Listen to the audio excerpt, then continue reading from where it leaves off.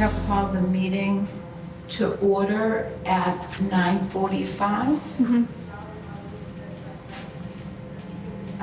This meeting is being recorded by Area 58. Can we please all stand for the Pledge of Allegiance?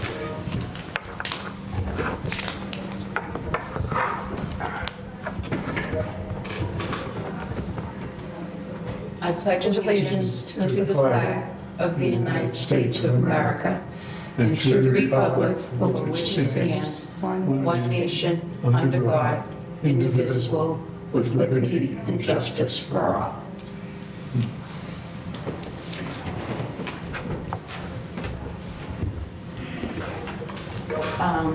Okay, so John and Fred. I didn't do it. If I did do it, I'm sorry, and I won't do it Hi, again. John, I'm Diane. Whoops. Nice to meet you. So the three of us, we do have a quorum today, so the three of us can read over the minutes from May, Yep. and then we'll take a vote to approve. It was actually your first meeting, John, after you had been sworn in. Yes, on my second one, I guess. I think I was here for the last one, right? Yeah. I had a question on the minutes. Yep. It's just for clarification for me. It says, there is a concern of volunteers in the building alone because of potential for sharing personal information. If they're alone, who are they going to share it with?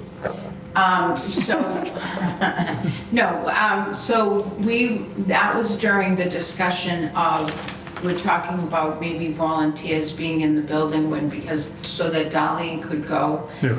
And Darlene's concern was if a volunteer is there and then a patron comes in, that they might be sharing personal information to try to get that volunteer to help them. And that was Darlene's concern about because you had brought up like, well, why can't we have volunteers in the building and things like that.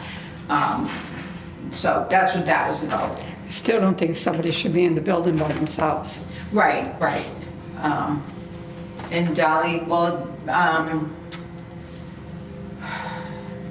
a volunteer they don't have a key. Right. And No, I that's- understand yeah, that. Just the yeah. whole thing is just Right, ridiculous. yeah, having somebody alone in the building.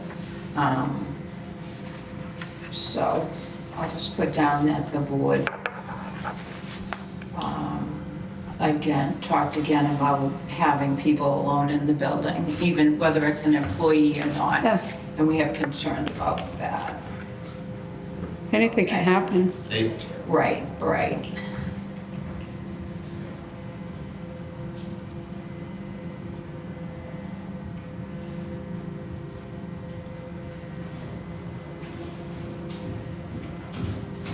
Here's Arlene. Is that Arlene? You can come on this side, honey.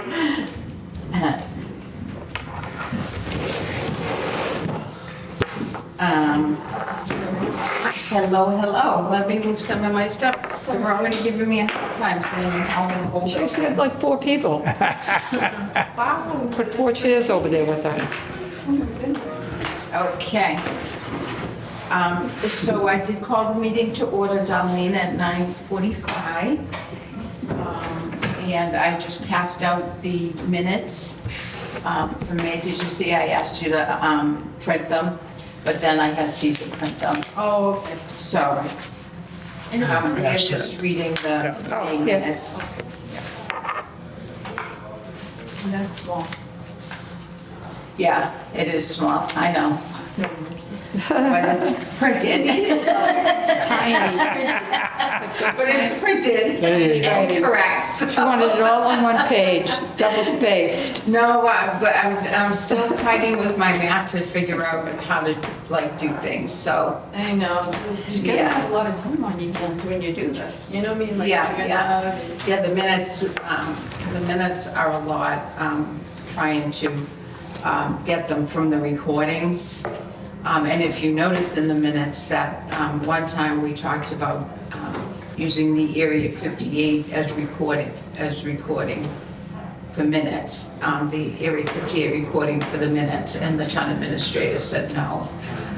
But he said, you know, I told him I would be taking the minutes, and he just told me to make sure, you know, told me to be, what had to be in the minutes. Oh. And then to do the best you can on everything else, so. Yeah, I took the template from when we were doing them last time from a couple of years back. So I Yeah. just used the same template when I was doing them. Yeah. It's way too much. Yeah, that's in the minutes. So, were we ready for a vote on the minutes? Give Darlene a few more minutes to.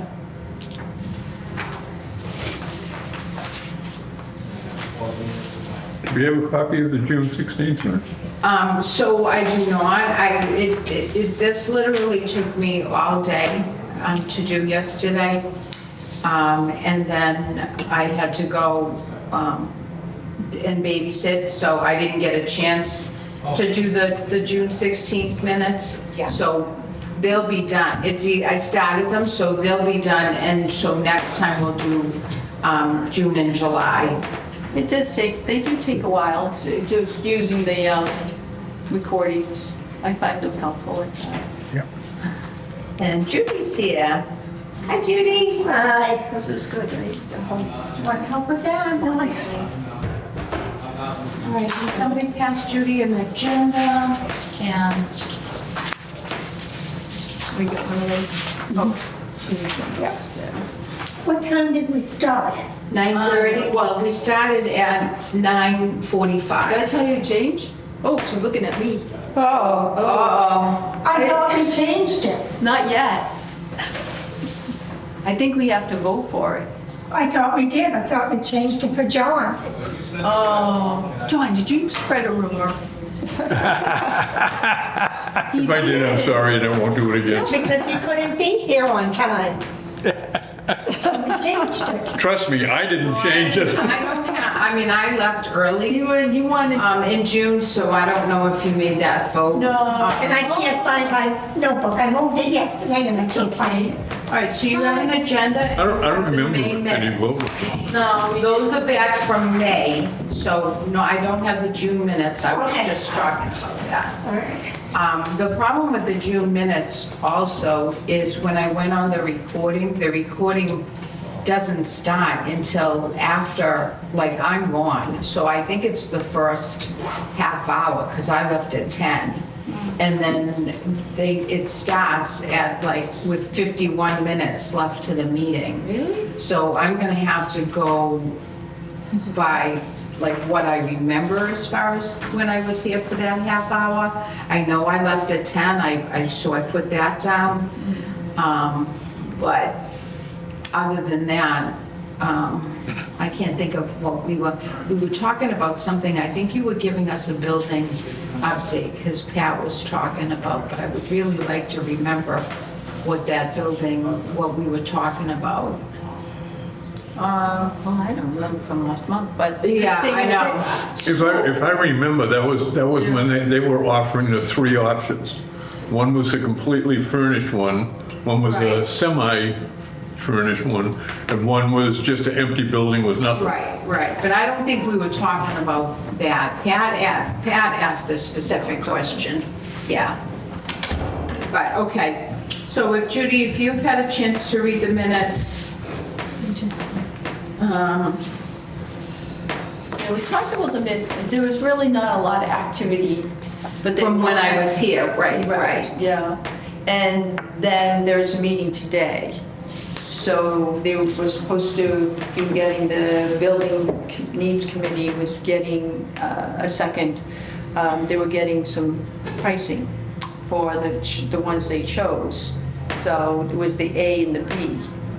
And then the last one was the complete just shell, and that was the thing. So today, there's a meeting at 1 to review what Deeds had found in terms of pricing, I guess. I don't know what it was, because the last meeting that we had, didn't go, I didn't get to see the whole thing, and it's not recorded, so you can't go back and watch it. So I was at the last meeting, Yeah. and they didn't really talk about I didn't think the so. different options or anything Right. like that. It was kind of Right. just kind of a cleanup meeting, I guess. And, but no big decisions were made or anything like that. It was a very short meeting. Yeah, it was very, yeah, and then it was just like, whoa, Right. there was nothing that was to report, let's just say. But I don't know what today's meeting's gonna bring, and if it's, I imagine. The agenda looked like, well, Caesar sent a Zoom link, but I believe it's here. I could check that before we go downstairs. I think it's usually here. The only thing I sent out was that's what you were referencing, was that they had changed the department head meeting for the department heads till 10 o'clock today. So that's why I was like, oh no, so now every third Tuesday of the month, they changed it to 10 o'clock. So I just emailed to let you guys know. I wondered if we could change the time, the day, our time maybe, I don't know. So that's probably what you might remember seeing when I emailed. All right, so let's But it was let's just- vote on the minutes first. Okay. But anyway.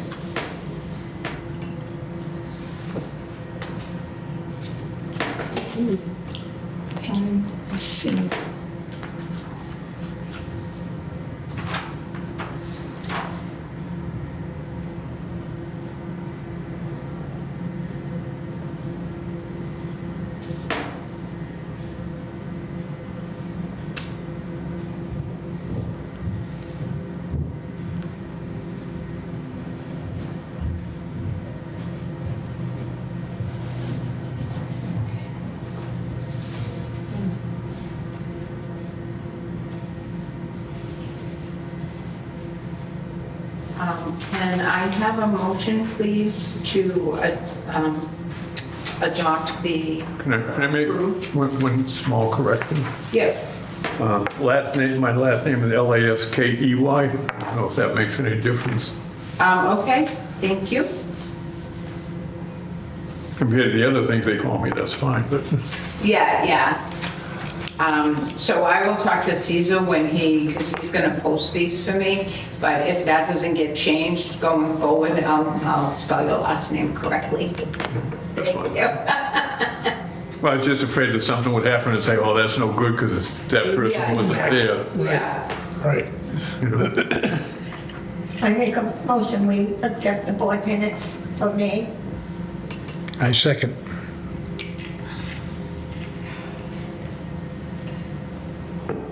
All those in favor? Aye. Aye. All those, and Diane's an abstention. Right, is that what they call it? Like you have to abstain from voting? Yep, abstention. Okay, awesome. Okay, good. So Darlene, you were talking about changing the date of the, we want to do second? Okay. So the town administrator sent out an email to the department heads saying that he wanted to have meetings the third Tuesday of every month. And I was like, well, that's when we have our COA board meetings forever. Can't they just say it's taken? Yeah, well, they have it in the Great Hall. So that was what I was like, I didn't know, like, to me, I can't, if I come here and then do a half hour here and then run to the other board meeting, or just be No. late for the, Yeah. I think that you should be at department head meetings, Yeah. like, for the whole meeting, and, I think that's important. But I didn't know what people's schedules are like, so if we skip it. I know. Doesn't matter, mine's hectic anyways. Yeah. So I mean, that's something to think about. So do we want to talk about that now? Or make it a later, or, I don't know, of the same I day, wouldn't the like same later, Tuesday. Yeah, I wouldn't either. I wouldn't like Yeah. later. The other would, possibility on a Wednesday, I don't know. I don't know. Everything is so Yeah. much, so many balls up in the air. Before we get, what's going on over here? There's no Which cars at the council. Oh, I don't know. There's no cars over there. Oh, that's unusual. Maybe they're coming later? Well, they said nobody could come before 10 o'clock. Well, No, 9 no, No, Joe 10 was o'clock. showing at, no, because Joe was coming at 7:30 in the morning before you're even open. Yeah. And, but even now with this whole change that occurred, then because of that whole change in the hours, we're opening now at 9 so that we can spread out 23 hours, right? So, yeah, So did Joe used to be allowed in the building by herself? She had her own key and everything. She would go Well, in and open up. those This were the was- old rules. Yeah. Right. But They this didn't was a long work time rules. ago. Those were no-nos, probably, okay, so yeah, things were probably not the best way to do it, because technically, they're not supposed to be in the building alone. But even just before, because if the coffee hour is not till 10, well, why is she there at 7:30? So I just said, oh, you need to come closer to 9 to have, start the coffee and everything else. So that's the only thing. And so maybe that's why now they're like, see, people not used to this change. Yeah, It's they were like- coming in I- at 9 and 9:30. Right, so I mean, if a program, say if we had a lot of activity in the center, like some centers have. Can I a just lot- say, can we get back to Oh, yeah. the meeting and then, because now I have to take the minutes. Yeah, and I okay, can't- yes. Okay, so we're talking about changing Yes. the times, and I think that's a good idea. I think Darlene Yeah, should I be agree. present at all the department head meetings for the whole meeting. She wants to know what's going on with other departments and things like that. What about if we did like the third Thursday? Oh, You just go from Tuesday to Thursday. We still like this time, Yeah. but do you, is that a conflict with you? Should we do it at 10? Only that I bring 2 people to the coffee at yeah. Oh, yeah. Thursdays are busy. Yeah, it's coffee day. So Wednesday would be the best day for me. It's just On me. Mon- on Yeah, this- I go sorry, every Wednesday. Bus all our trips around Wednesdays. Oh, they are? Matter of fact, tomorrow we're going. So, then, the only thing we could do is just keep it on a Tuesday, but later. Because if I go, it's usually at 10 o'clock, if they go at 10. If it's 10 o'clock, then, but there's, Sometimes those can go till 12. yeah. I mean, as long as, let's just put it this way, if we keep it down to 10:30, I can get there and still be a part of the meeting. Because by the time they go all the way around the table, you're almost like, it's 10:30. But John can't get here until 10, Oh, yeah, okay. Well, anyway. right? So we can't even push it up to 9, like we used to be at 9, and do like 9 to 10. I mean, that seems like, Well, that's because, yeah, and it's in the winter months, it's hard, But that might be our only option. is it possible to do it on Thursdays at the senior center so that I could bring the 2 people and then go into the meeting? I don't think, why aren't we meeting there? Because we have Area 58 here, Oh, that's right, John. and we don't have the camera system set up so that it can get recorded, unless we decide not The to. second Tuesday. Because this whole recording thing, it's been helpful for me, I think, in terms of being able to get notes, take your notes, Yeah, but I won't be using the recordings to take minutes No? anymore. I like them. Hey, did you find out if we could use them as minutes? We cannot. Okay. Yes, I asked the town administrator that, we cannot. So like And I believe that's in the minutes. second Tuesday, same time? Yeah, I suppose, I guess, I mean, it's all right. Just do, let me just say, why don't we just keep it for now? See how we can go the next time around, because there might be some changes. I agree. Okay. All right, in the meantime, I will ask Jen, what are you doing? What are you doing?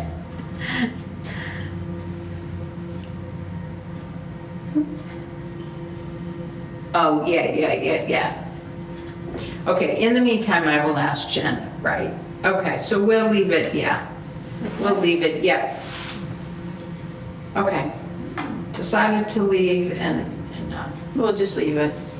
Leave it. We'll just keep. So the next meeting would be, So we talked about, a lot of times we talk about not meeting all through the summer. So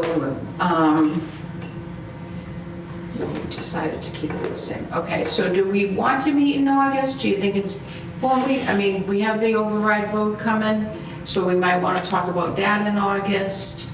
No, I just think there's so much December. stuff going on this particular summer Yeah. that we probably really ought to get together at least once a month.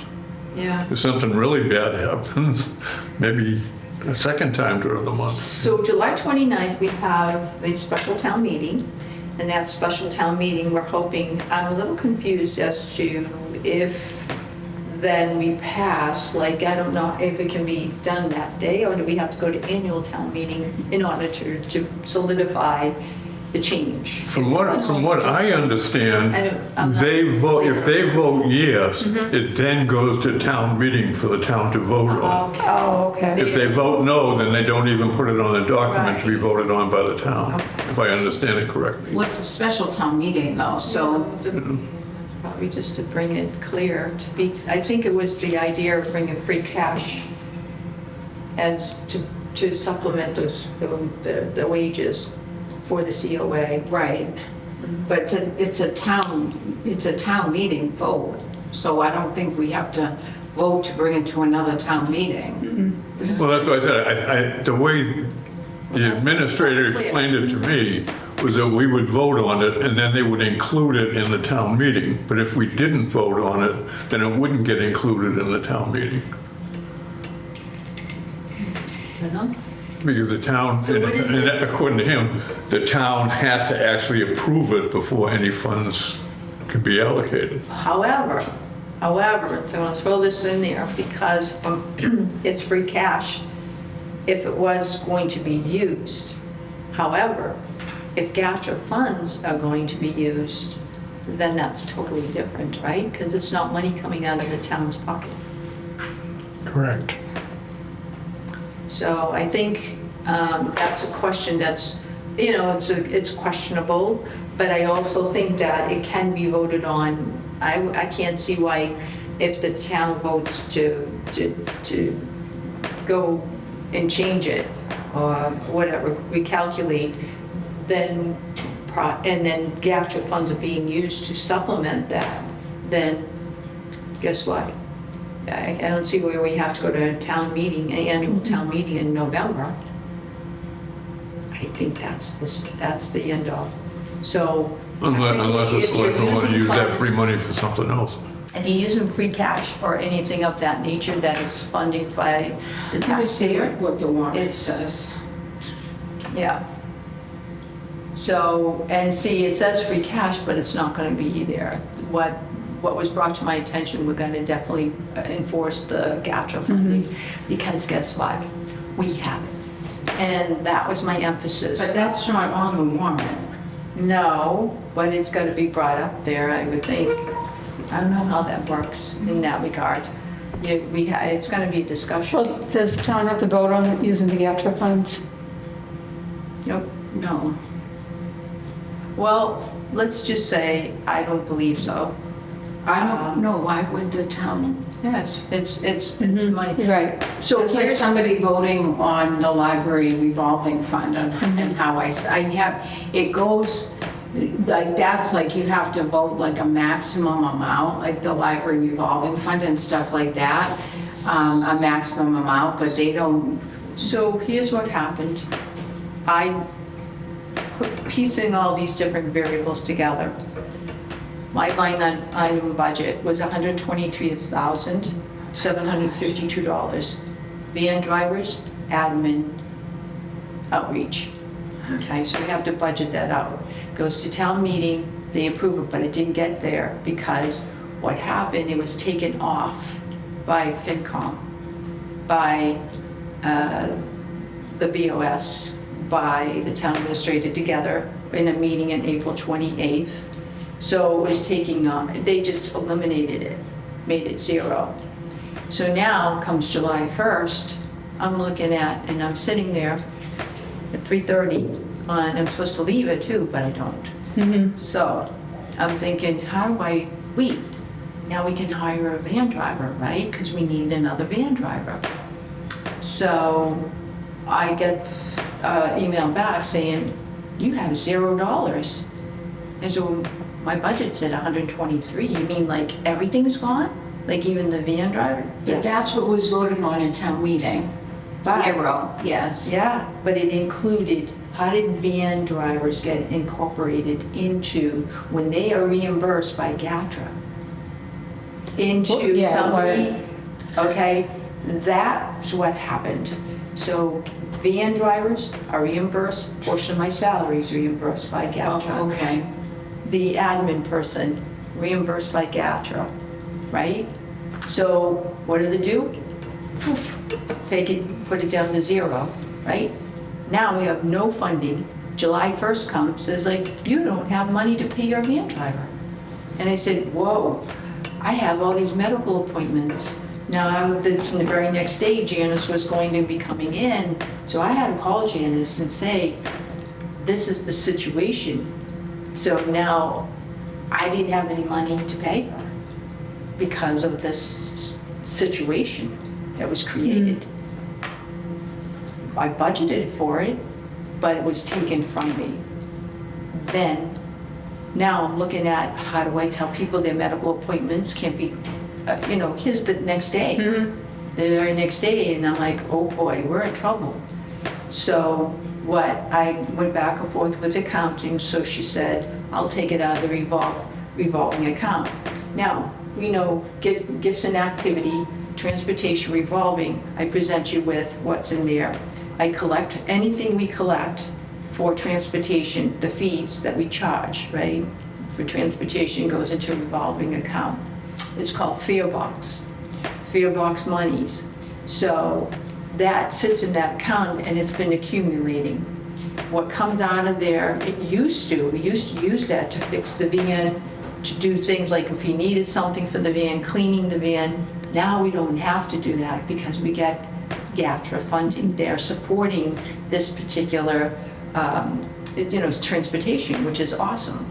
And it's helping with increasing and being able there to get seniors to where they need to be, shopping, simple things too, and just to the hairdressers or whatever. But social, medical, and just maybe a drop off somewhere at a, whatever. But anyway, so social or medical. I can't think of, what are the other ones? But I can't think of them right now. But the point is that that's all now being funded by a support systems, a reimbursement program. So there is no need for this to be pulled. Now July 1st comes, we have $0. Now we're going to take money now out of our revolving account. Where does it say that? So what I did find with research and asking around is, can you take money and pay wage and personnel? From when I was on the board for wage and personnel, you could not take money from a revolving account to pay your wages unless it was going to pay wages and benefits.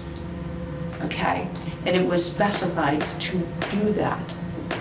So I don't know that because I'm not in the account. So we worked it out. So she had to get paid. So it's actually now on that a sheet that when we pay her now, she has, until they vote, that GATRA funds is not going to be able to be used, to support that. But I don't know. Now, it was messy. If GATRA found out that the reimbursement they're giving you is going into something else. Well, that's where the audit would have to be done in terms of, here's pulling money in, Halifax is pulling this money in, right? That money sitting there to be used for the transportation, to pay your van drivers, to pay a portion of what I do because of all the paperwork, all that stuff has to be completed. Who would do that? The council, who would like do the audit, or if somebody? The audit would have to be done by an investigator from the state to come in and say, because you're supposed to use that money for that purpose. Right. And if that money is not being used for that purpose, they have to figure it out, and I don't know what happens in the end, but internal investigations, the internal investigating state, I think they're state, but, or federal, I don't know, but the internal investigations would have to come in and find out why that money is not being used, and they would have to give it back, I would guess. I don't know. Is there a process to start that? I don't think we need to get to that level, because I did find out yesterday there is a discovery of this money. And I thought, well, that's what I've been sitting here, you know, playing cheerleader and saying, hey, we got money, hey, we got money. Well, we did. And that's what I've been saying, because I kept records of that. And there is an account that was eventually set up for that. What happened prior to, there's a lot to be said. I can't say a lot, but except for the fact that at this point, from what I understand at town meeting, all this will be explained. Because guess what? I made it very clear. It was never very clear in the meetings back in May 11th to the public that in fact it was sustainable, that transportation was sustainable for the COA, that a portion of my salary was sustainable, that a portion of the salary for the admin was sustainable. So why are we going through this? Why are we torturing our seniors? Why are we torturing the COA to put them through this? And it's, to me, it was not necessary, because someone did not do their homework, and it wasn't on me that I should have done. But I did get back a lot of negative feedback with the hours. It put a really burden on the fact of people were upset because I got a call from a woman and she was extremely upset about the hours. And I said, listen, I'll keep the hours. I'll stay late. I'm not getting paid to stay, but I will stay late because I don't want to interrupt their classes that they enjoy, because that's the purpose of our COA. Whether we call it a COA in the future, whether we call it a community of something, the point of the matter is everybody in the community is going to age.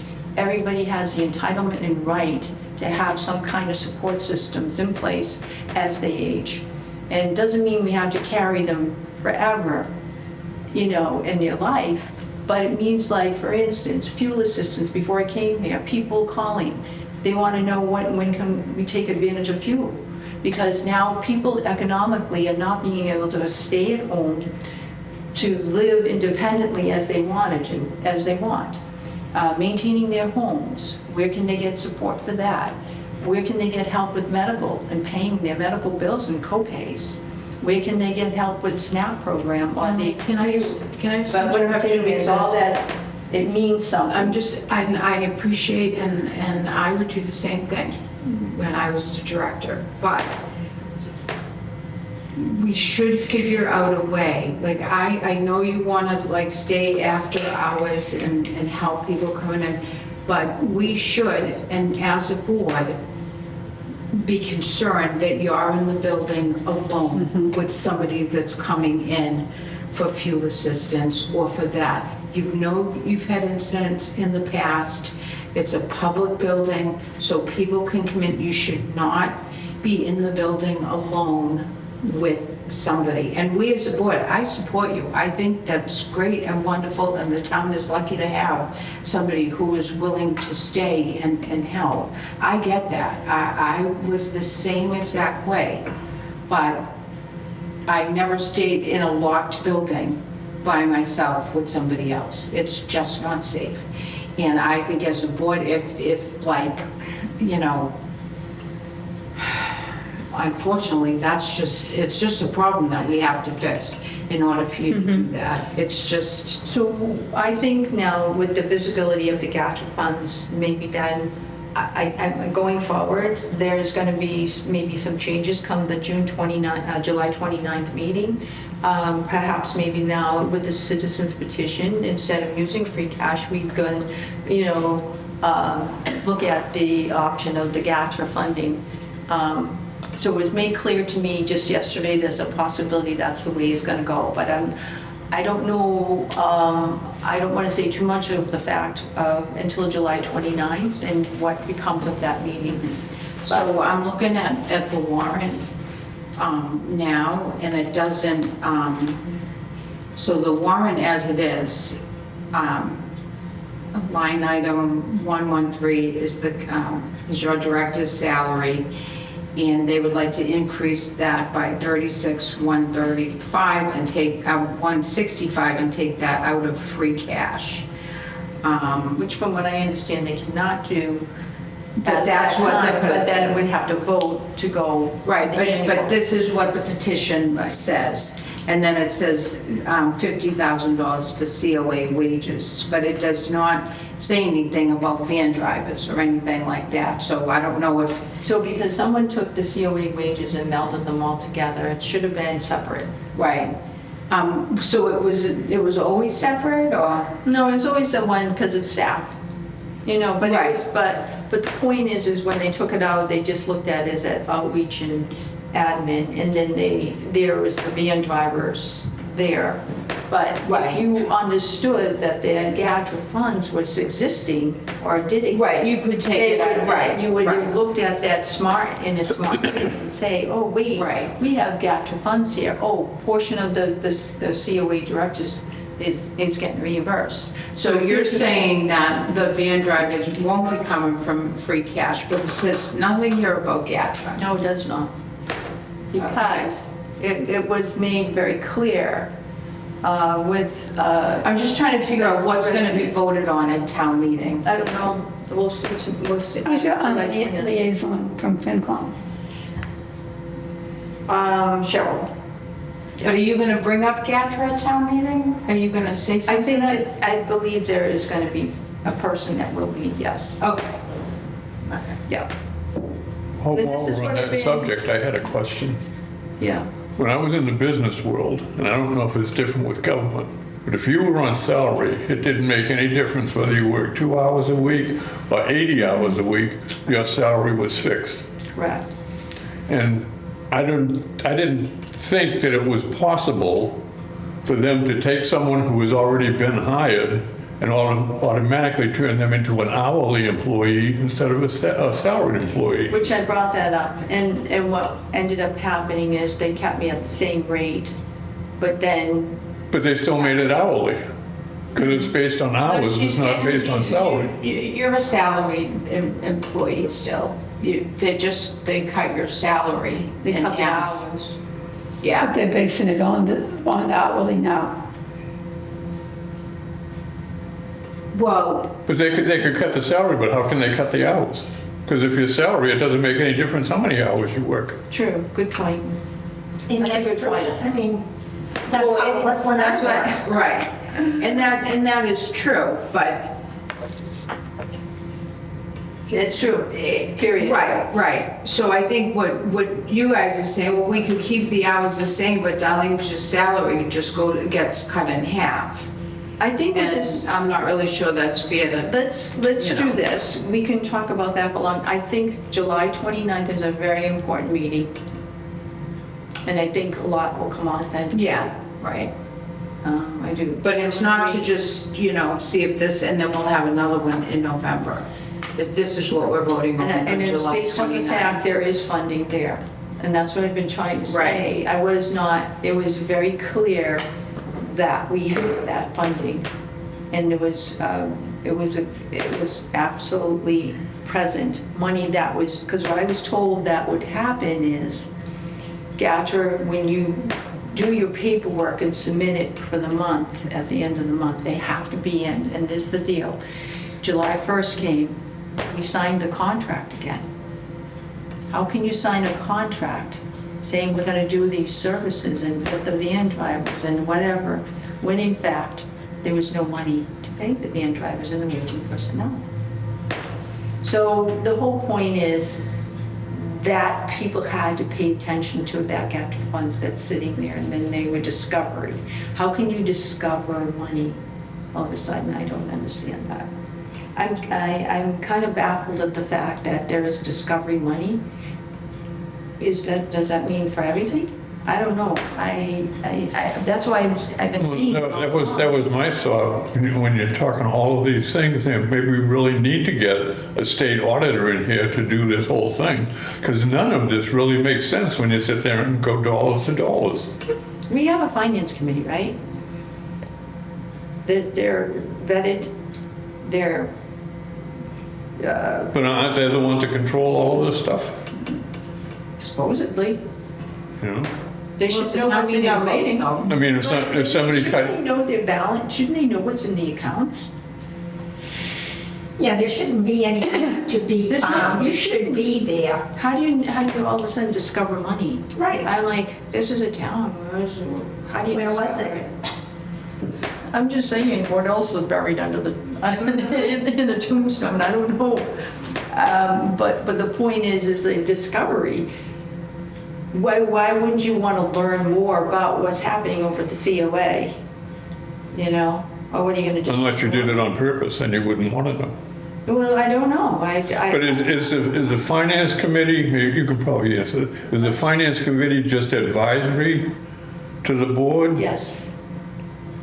Finance committee is advisory, and aren't they voted? Well, they elected make positions? the budget depending on, you know, they set the budget to be presented at town meeting, but the voters get the actual So vote. my question, yeah, so do they get to steer the information that is being given to the public? No, I don't. Who steers it?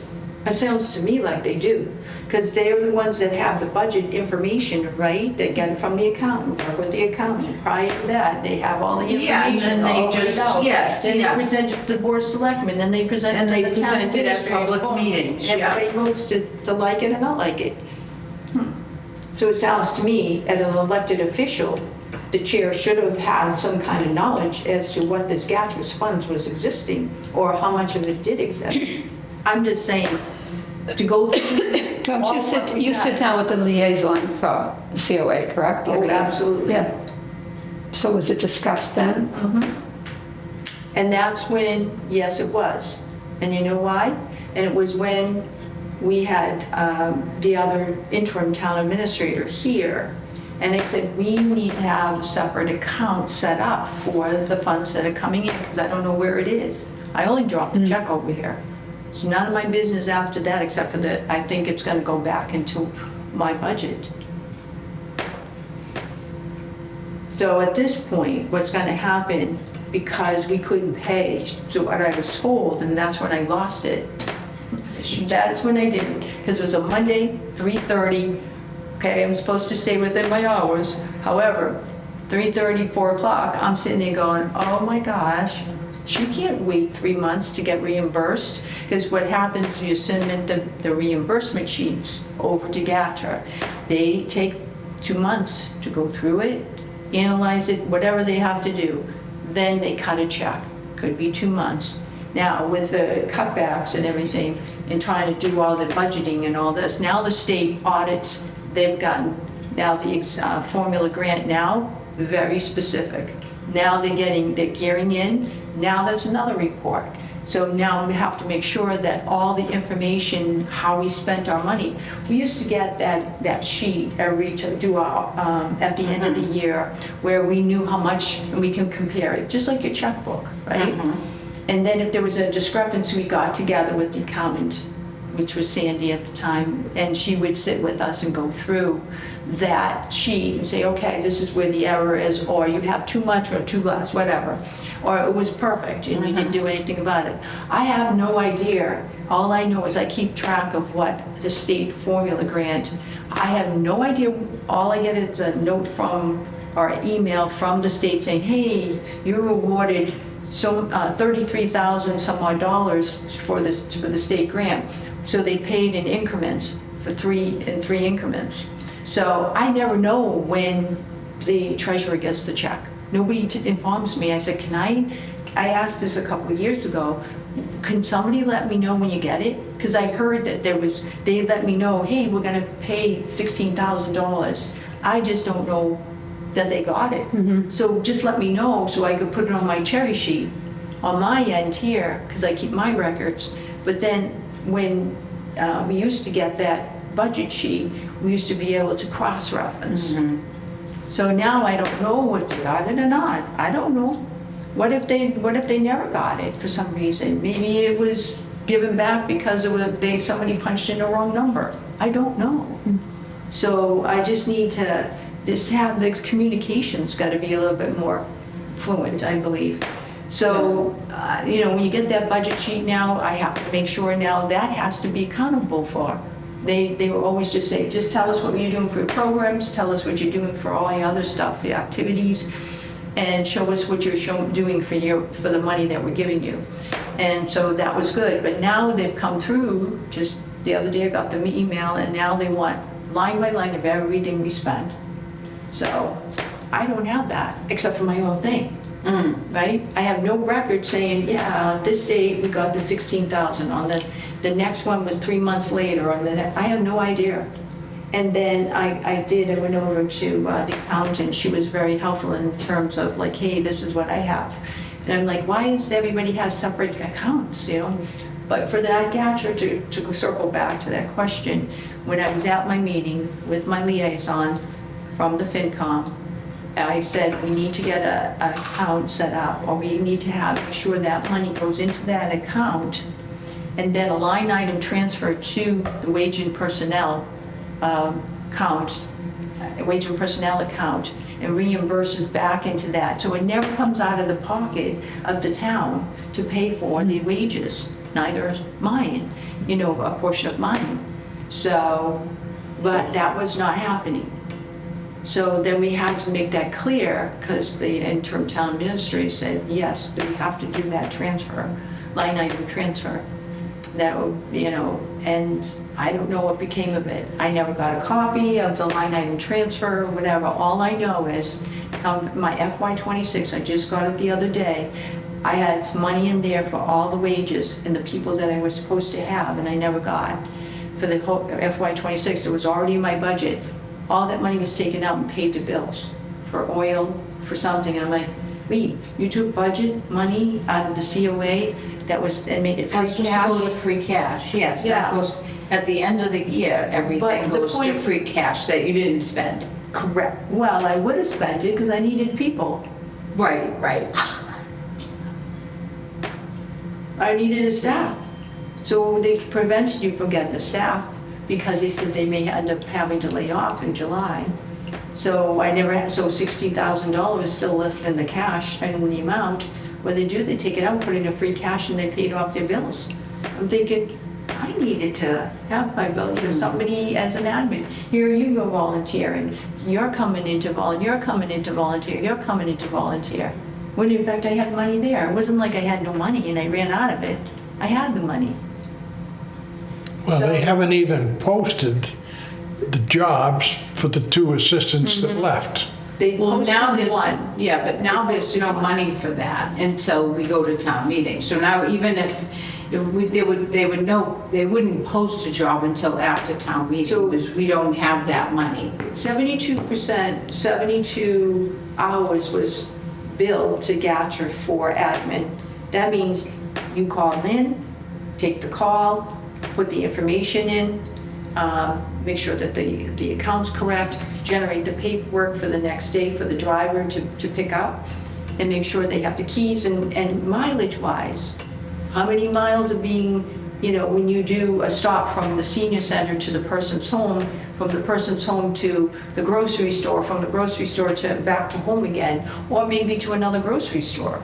Or You to the have to make bank or sure. wherever. Yeah, so you're making 3 stops for one person sometimes, and it gets complex, so it adds up. And then you have to make sure that when you come in, that driver comes in for the day, she collected those funds. If those funds don't match up, you have to make sure that they do to your system.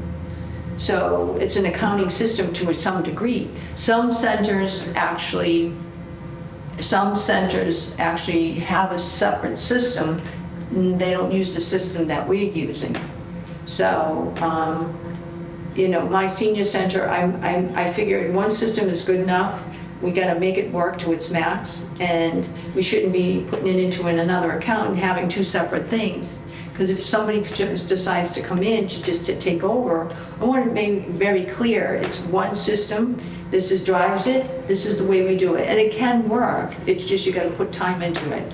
It's not as fluent as maybe some other systems, but also people have 3 or 4 GATRA buses. We have our own vans. And yeah, and we don't have GATRA passes. We have our own passes that we sell for $20. So, you know, all this goes into this whole prep, and then recording it, and then making sure all the van drivers are certified. Do they have their CPR? When are they due? When are they due for their training, for defensive training? When are they due for, you know, when you have to a wheelchair bound person? Making sure the vans are all inspected. The fire extinguishers are all inspected. All that stuff has to be done to make sure that the vans are clean. You know, because sometimes after a while, you gotta make sure they stay clean. But anyway, so there's a lot to this whole GATRA system, and it's a reimbursement mechanism. Their emphasis is to grow to a friendly community for, you know, individuals within that community. And GATRAs are big in some centers. BAT systems are big in some cities and towns.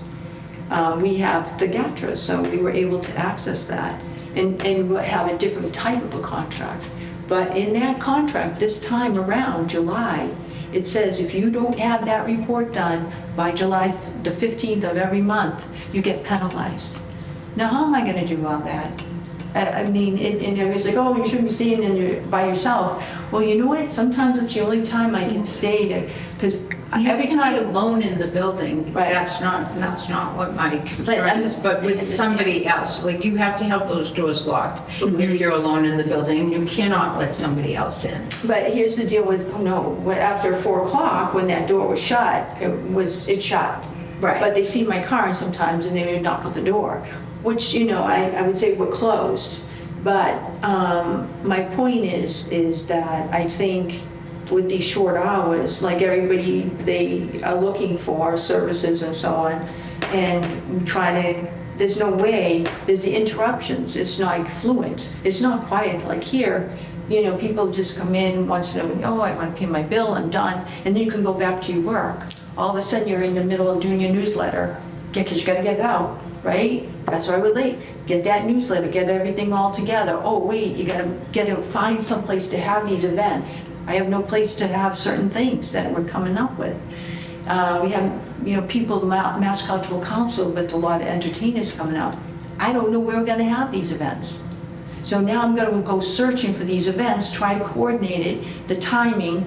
Oh, can we use it at Henridge Hall? Does Henridge Hall match up with the comedian or the entertainer's schedule? Putting these together, making sure that the fitness classes are even. You know, we had to, because we lost access to our community space. Only community space we ever had. All of a sudden. You know, all those years you had access to Great Hall, now you don't. Where did that come from? It was last year, July 1st. So I just thought, you know, because it's now this is a business. So how are you supposed to function when you don't have these even community spaces to have these events? You know, and there's a lot of great things out there where, you know, people calling, hey, you should have an event to teach us how to do, lifelong learning things. I'm like, yeah, I know that. So, you know, I try to go find back other ways or roundabout ways to hold the class or to do something. Maybe even go to the library. I mean, I see the library, I love the library and everything else, but look at all those computers that are sitting there. And thought, I'd love to have those, you know, people looking to how do you use your laptop? How do you use your cell phone? Have classes over there. So what I have been doing is making sure that people make appointments that can go over there. Right. And that's good. And my only other thought, Darlene, is besides like making sure the doors are locked when you're alone in the building and to not invite other people in, is and hopefully things will change at the end of July, and maybe you can scoot out another newsletter, because I know your job's important to you, and I know you're doing such a wonderful job, but sometimes something has to give, and it seems to me that the newsletter would be the very next thing. You spend so much time on it, and if you don't, I spend actually, the hard part about the newsletter is to me, it's relaxing, right? You're putting it all together, it's graphic arts, right over it. yeah. In me, it's like, oh, this is so relaxing to do. However, once a week, oh my gosh, I booked that 6 months ago with this particular instructor. Now I have to make sure that everything 6 months ago when I planned this was still intact. Right, right. So now I'm calling up the people, oh, what do you mean it's changed? I can't have the thing there anymore. So now I'm going out to find places to have it. I'm just trying to make your days a little bit easier, and I think the newsletter, it's very time consuming for you, but you have to manage your own time the way you see fit. And I just, Which closing the door, I should don't have have those your interruptions. right, okay. Interruptions, because then, yeah. It's the I just don't interruptions. I think get it's it. fair to you if you're Thank you. working 80 hours a week, because, I know. this is, and you're still putting out this wonderful product, and then everybody's like, oh, well, she can do that in half the time. And that's They're what, not recognizing believe what's me, really going The on. 80 and hours. not recognizing I know. what's really going on. I understand that. And I get the conflict, believe me, I get the conflict.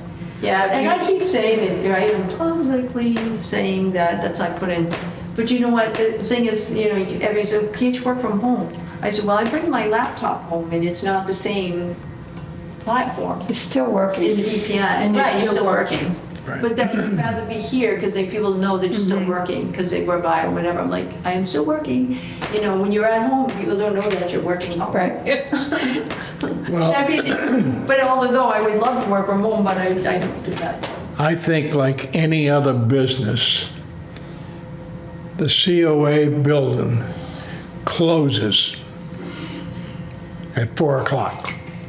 Whatever the time is, it's supposed to. If you stay till 10 o'clock at night, irrelevant.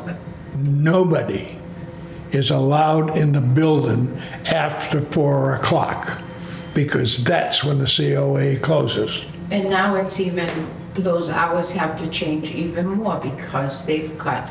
I get, Right. but I stretched it out because I was trying to stretch 23 hours over 5 days. Wasn't gonna those happen. hours that you decided on, you have to stick to them. Yeah. And nobody comes in people are not gonna realize, if nothing changes for the Right. public, then they're gonna be like, wow, she does such a great job. Yeah, but you need to be, Well, I was a little nervous. Compensated. I had one person that was, comes in for the knitting and stuff, and that was on Monday.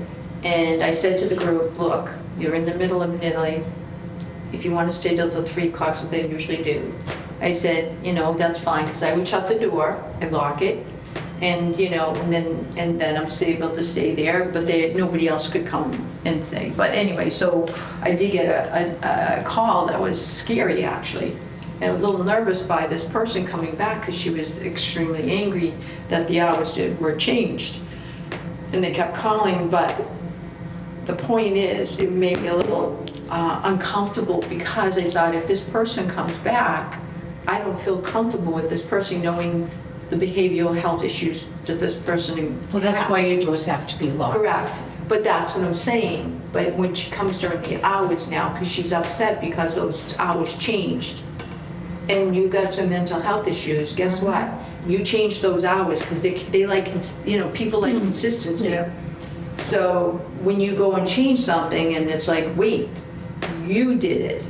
And it's like, no, I didn't, you can't even. Well, that's why they explain it. should be complaining to the proper people. But they don't have the capability to do it. Right.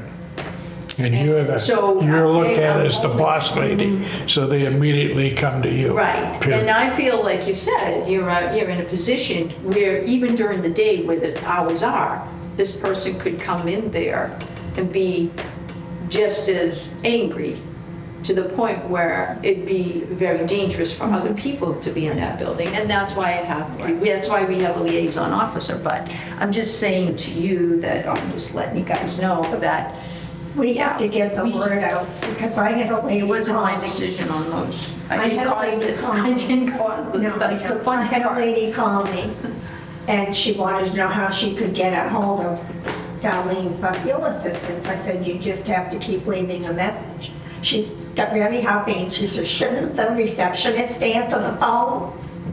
And I just calmly said, Darlene is the receptionist. Darlene is the resource worker. Darlene is the director. Oh, I didn't know that. I said, well, with the cuts that the town has given us, Darlene is it. So if you want to contact her, you keep leaving messages and you be patient, because she will call you back. But that's when I close the doors and I do my calls, you know. I get them like, oh my gosh, I wonder if they're eating dinner now. I was trying to be respectful. Sometimes they're like, I know a person gets anxious and it's 6:30, 7 o'clock at night. I'm like, and they're gonna be anxious.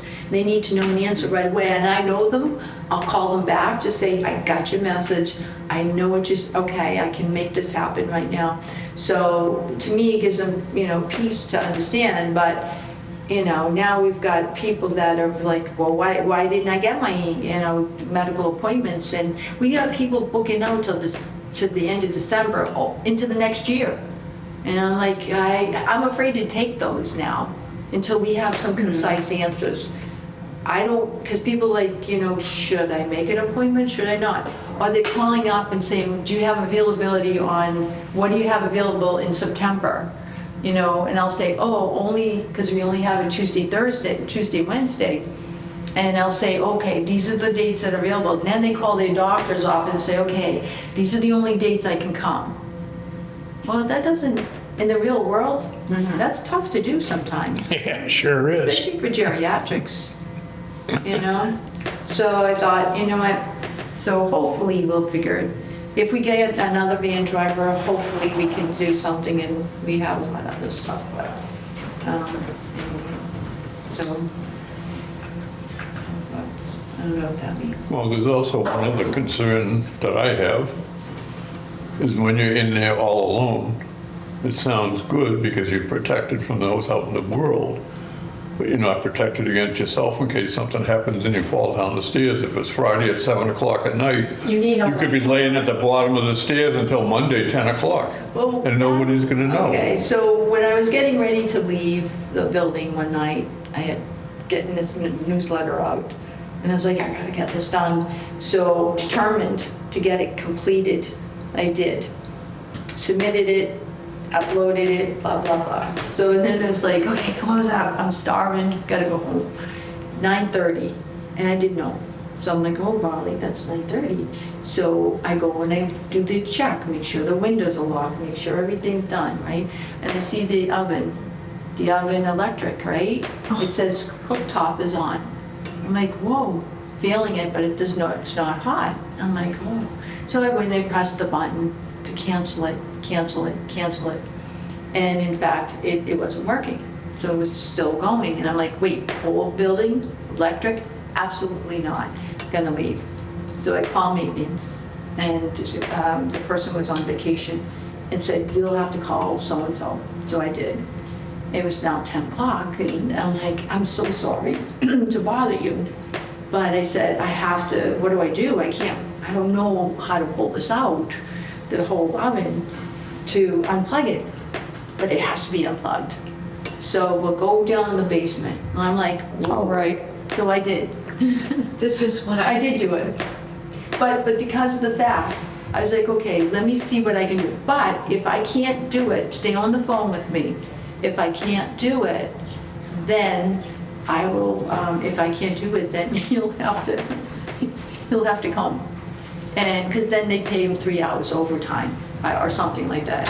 I was trying to save the Not town your money. concern, not your Yeah, concern. exactly. Absolutely not. So I'm just trying to, okay, so I'm And doing you that. should not have gone down the basement at 10 o'clock at night. And it was, I appreciate the work that you do for this town, but I've lived in forever, Darlene, but please do not go down that I was- basement ever. No, I don't care if it's 8 o'clock in the morning. so I had my phone, and my phone dropped on the floor. Listen to me. Who does that? But I didn't have a flashlight. So I used my phone as the flashlight to see where it was on the other side of the building. But but they weren't labeled, and I wasn't gonna touch electricity. So he had to come. And he came, and he just turned it on. Why But didn't you call them? Why didn't? I was just thinking that, yeah. then, well, because first and foremost, the first thought was to contact maintenance. Yeah, of course. And then the maintenance person could just pull, whatever, just say, Darlene, go down and just, or pull the plug here, it's in the back of whatever. And I could just do that, but it wasn't like that simple. So, but the point was, it was fun. The funny part about it is that the things weren't labeled. You know, and you know, on the switch, on the board, circuit board, you know, they're all numbered. Usually they're embedded, 1, 2, but those weren't there. But on here, this side, it said 23 to 25. I'm like, what happened to 24? I don't know where the switch is, so I said, I know nothing about electricity and will not touch it. And, you know, I have rubber shoes on, but I'm not gonna touch it. And I didn't see any mice, so that was even good, better. So, yeah. So I just waited and he came and we got it all resolved. But now we have to buy a new oven. So, and that was the other thing yesterday, we had, so I was trying to, hey, What do you use the oven for? we use it for warming, when we do have our lunches for Meals on Wheels. Yeah, but the congregate lunches. Yeah, and it just heats them up. Now so we try to improvise. They do have the tea. Where is that money coming from, the oven, if you have to buy a new oven? Well, that's the thing, so, yeah. So interesting, and yesterday, so now we go through Maytag, right? So this takes away from all the other stuff you're supposed to be doing, right? Now, I'm going, wait, find the receipt. We bought it 6 years ago. What? I'm supposed to look for buckets? Absolutely not gonna happen. Excuse, I'm gonna go So- talk to Diane, because she has to go. Yeah, And you guys I just was keep fundraising for my listening. granddaughter today. So I have to pick up a prescription for her. My daughter's alone with her, she shouldn't be. So grab your stuff. Yeah, I'll grab just- your She's, Yeah, but you guys keep Yeah, talking, very because ill. actually I heard this story. Sorry, yeah, it's bad. But I heard this story, so you continue Sorry, your guys. story. I thought it'd be gone. Listen to me, the oven can't be fixed. That's the end of the story. You didn't hear that part. So we have to get a new oven. But. And who's gonna pay for that? Well, they have to put on the credit card. And then they said, we need a credit card today. I'm like, well, I can't do that. You are not putting that, I'm saying this on, you are not putting that on Sorry, I your thought we'd credit be out of card. here by now.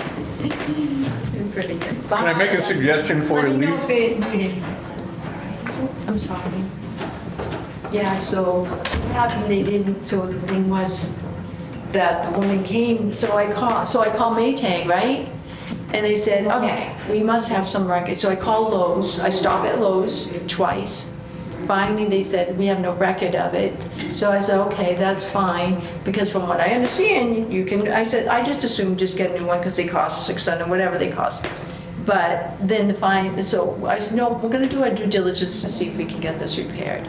So, because there's 5-year warranty on labor, and the parts are 10-year, certain parts, not all parts. Right. Right? It's like catch me if you can. I don't know, ridiculous. But anyway, so now I'm going so now I call Maytag. Maytag says, oh yeah, I see that it was bought at Lowe's. I see that I'm like, great, that's simple, right? 20 minutes. I would be down looking for all these papers. I said, no, this only took 20 minutes. I was able to get all that Great. information. So they sent someone out. And I said, well, this could be a charge. I said, well, we need to know, right?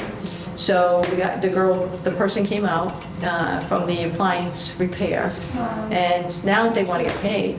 She said, no, it can't be fixed. It's a circuit board. So now what it cost, it would be silly, like $500-600, because it's labor plus the circuit board. So I was like, okay, now we gotta go forward. So I said, well, that proves that we can't repair it, just in case people said, oh, you could have repaired that. No, we couldn't repair it. We had somebody come out and look at it. So now they said, oh, well, we're not leaving, you have to pay for this. I said, we can't invoice us, I'll make sure it gets paid. Nope, we need, and I'm like, well, I'm not, nope. I said, I'm not putting in my credit card. So we need to go find out where we can get money. So there is a corporate credit card, and we were able to get that, thank God. But Scott, if Scott didn't get that credit card, we would never, the lady wasn't gonna leave. I don't know what she was gonna do. But I wasn't gonna give her $139 on my credit card, get reimbursed, but I don't know, I guess I would have had to, I suppose, if she was not leaving. So did they fix the stove? No, the stove could not be repaired. So, but at least we got confirmation saying that it was just in case somebody says, that could have been repaired. Well, no, I have it in writing. This needs a circuit board. It cannot be repaired. So. That's all they have to do is replace the circuit board. That's what they did in my stove. But there was gonna be another labor cost of 200 some odd, so it was almost $500. $319, it showed me the part. $319 for this circuit. Yeah, I believe you. Yeah, and then to put it in was another $200 some odd And that's dollars. the cost of another stove. Yeah, or close to Well, another. then we stove. would have had to deal with getting rid of that, if you have to get rid of that Right. stove. So then we're thinking a dent and scratch. Maybe we'll go to one of those places. Sometimes you can get a deal out of those. Have the you dent and thought of scratch. putting in a request to Generations? Yeah, so well, what just happened yesterday, so that would be an option, yeah, or an idea, we could do that, yep. And hopefully that we could get something in the dent and scratch department. Yeah, Generations doesn't follow the same, rules as if you're using town money. They can Yeah. just go and buy the stove, Yeah, basically, like normal people. yeah, but I mean, look at all the time that you take to, it's like, people coming in, it's like, still not fixed, I'm like, takes a long time to do that, But anyway, I made it clear that it's being completed at some point. Anyway, so that was that, nothing else happening. Hopefully let's see, July 29th should be a wonderful meeting, I think, I hope. Now, is that And I going to be believe- at the gym, or is it going to be here, or? I believe it's at the. So it's like a town meeting, so it's a special town meeting, so it'll be at the elementary school. I just got rid of it. I checked the time again.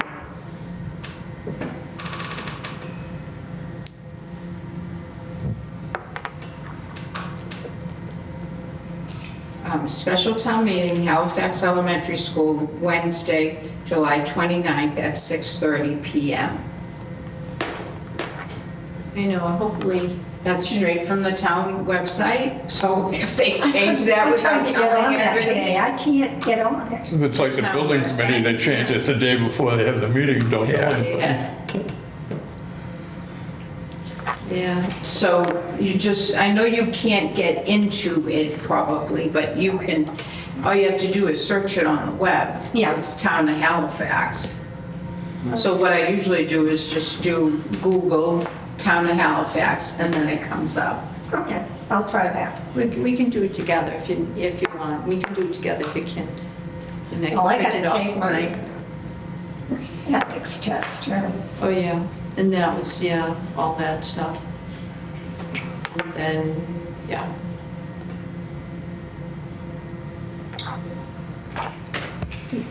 So, I do say there was a gentleman in town that with his help, Gordon Andrews' help, he's the person behind rectifying what has happened. And I want to say thank you for that support and that, bringing that to the attention of the town administrator as well as other board members, the BOS chair, Tom Pratt, who's been outstanding too. So I think, hopefully we get the boo-boo fixed, And unfortunately, it affected myself financially. But it also, and I had to make changes, but it also affected the seniors in terms of the, the classes, and then the instructors, they were like, do I have to change? And they were now making accommodations, but they couldn't come during Monday through Friday because, or Monday through Thursdays, and have classes here, but we had to find another place that would be bigger. But the Hendrich Hall said we could use their facility, however, we couldn't charge. The instructor was not allowed to collect a fee for that. So the money, we still had to pay her, or pay the instructor. It's just that Hendrich Hall said you can use our hall, but you will not be able to charge, because you're basically using it for the purpose of collecting a fund for the purpose of this instructor to get her funding. I have to submit all the money over here. They get 1099. So basically, it's like a business, right? When the tax guy comes in and he wants to use our space, somebody wants to use your space, they have to pay for the space. So I can see what their point is, but they've allowed us to use, on occasion, to have an event or something like that. But you can pay her out of your gift and activity without getting, you just. Whatever I collect goes into that. If it's Yeah, if but then Henry Hall doesn't want you to collect money, right? at all. Right, So I would still have to pay her though. Right, right. It would have to come out of the gifts and activity. right, Or actually, it could come out of the state grant for that. right. But the thing is, if I'm collecting, it goes into the gifting activity, but it also comes back out again to pay her. If it's the other way around, and we don't charge the student, their resident, and I was thinking of that just for the time being until we get a building someday. It's just don't charge, but then take it out of the grant, because we do have funding to do that. yeah. I could do that. Yeah, But, people, I did get a nice email from Kingston, the director there, and she said, I hear this, things going on, everybody's hearing it, right? Everybody and their brother. But she said, I want to open our center up to you to help out with regard to the Zumba class. And so she said, we have classes on a Tuesday morning at 9:30 for Zumba if people want to come. And I said, well, thank you. That's very kind of her to offer. So we share the information and, what we do, National Grid's coming up and Eversource again, the 29th, busy day that day. And they were very helpful and supportive for not only just the seniors, but also families as well. So it worked out. So I'm going to share that with the other directors so people can come by in our center. It brings to light too when people don't know who we are as a COA, but it brings people in. They're like, and that was interesting because the families that did come over with kids, they're like, oh, what is this? This is Yeah. the COA? yeah. So I'm like, yes, they didn't know that it existed, and I'm like, wow, this was a good thing to help them understand that, this is a council on aging. So it brings goodness to that, brings light to that the council on aging does more than just serve older adults, I guess. We do a lot. Absolutely. I think one of the things that most people forget is the fact that we're now also responsible for the handicapped and the disabled in the town. Yes, that's true. And there's an emphasis. So it's not just the elderly, it's also the handicapped and the disabled. Yeah. People with, that have some medical concerns, physical challenges. And that's the other thing too, you have to have a staff to be able to support that, Exactly. and, somebody that is totally aware of, the compliancy issues, and making sure the building is compliant,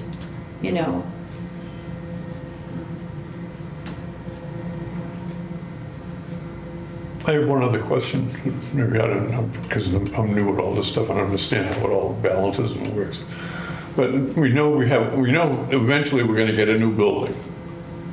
And we know that the new building isn't going to meet all of the requirements that we have to do it, because they keep cutting and shifting and sliding things around. Can we, or should we send a letter to Generations in anticipating of the new building, saying, is there any way that you people can get involved with increasing the fundraising that you do? Because we're gonna end up needing somewhere between $100,000 and $200,000 within a year or two. Well, networking, so, yeah, okay, so I don't think. they Because can- right now, I think that they're sitting on in the cushion, feeling, we have this money in the thing, we have it all set up. I think it's hard to. And I don't, they're doing like one fundraiser a year. Well, there's no way we're gonna get, Can I just say, Generations has already, and Judy, you can correct me, has already committed to the furnishings in the building, whatever they need. But for a fundraising group to fundraise, there's just no way that they would be able to fundraise in a year that amount of money. They're just, I don't see that as being feasible. Here's the deal. So, with that said, reaching out to our state reps, reaching out to the senator's office, reaching out to these people during the time when they're in Boston or, at the State House, looking for different funding. It's like, you're going there and cherry picking exactly what's in the needs for your communities that you serve. So if you're going there as a legislative aide or whatever, or legislative representation for the community in which you serve, you're gonna go there and you're gonna say, oh, I need money for that. So economic development money. Kathy Linaja has brought back, and it was published, $250,000 for the COA, for economic development. It actually is for the COA, it has to be worded, so it was the COA development and programs. I don't know, I have to check me on the development part, but it said the COA update or forget something. the exact word. So it has to be, Yeah. and it has to be used just for that. However, we've given back so much money in the past because we never used it. So how would we, it's within a year, I'm sure, we'll get the contract. That contract will state you have so many years, or it's more than likely going to be a year, economic development. And it has to be used within that, and it has to be used for that purpose. Now, if you don't have a building that's standing, it's going to be hard to use that money for a building that's not even it's not even built yet.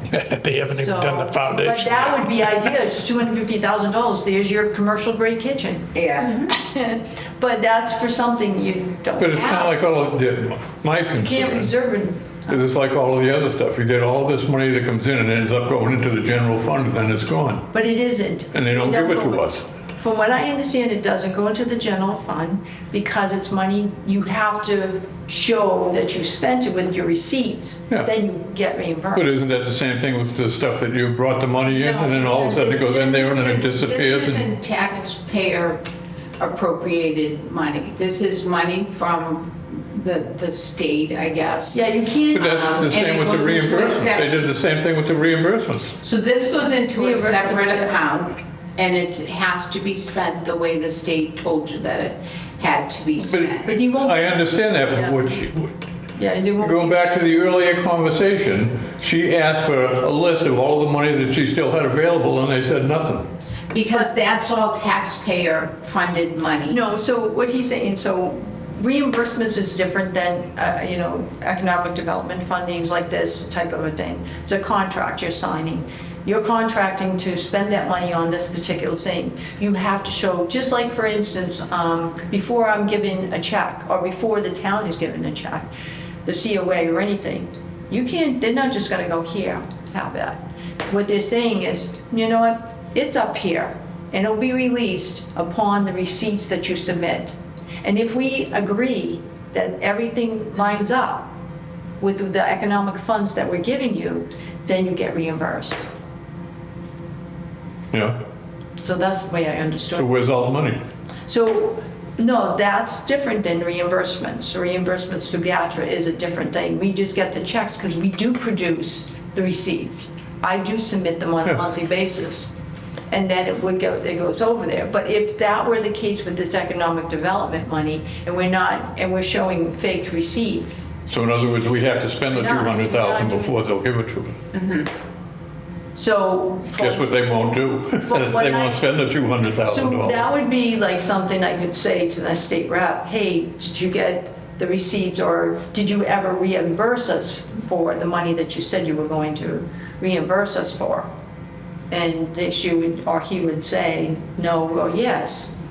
But then I would have to go back to the town and say, wait, we did get reimbursed, where did it go? But that's not what's happened in this one. From what I understand, whatever is out there as an economic, we put the word out there, hey, and that's what we make your connections with. That's where a director's position is, to be able to network with the leadership and to say, there is stuff here that this town would be happy to have, and for our seniors to have, and then meeting our seniors and knowing what they really could use, and then giving that as a, setting that fund up, reaching out to see what's available out there, bringing it out there and holding it up and advertising it, yes. But you also have to make sure you actually spend it the proper way and then show your receipts when you do it at the end of the year. If you submit nothing at the end of the year, and if they decide they're not going to accept it, you don't get it. That's different than the reimbursement.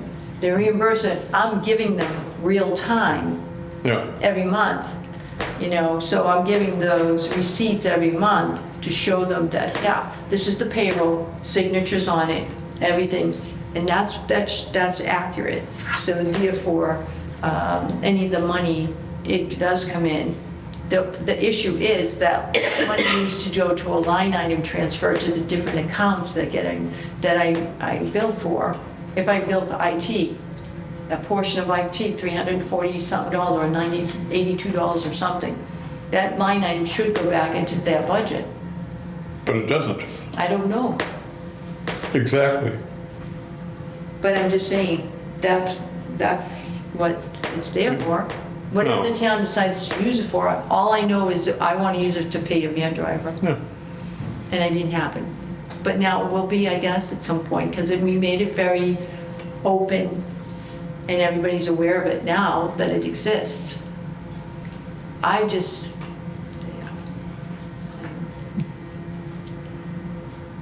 Now, to get back into one of my thoughts on the generation,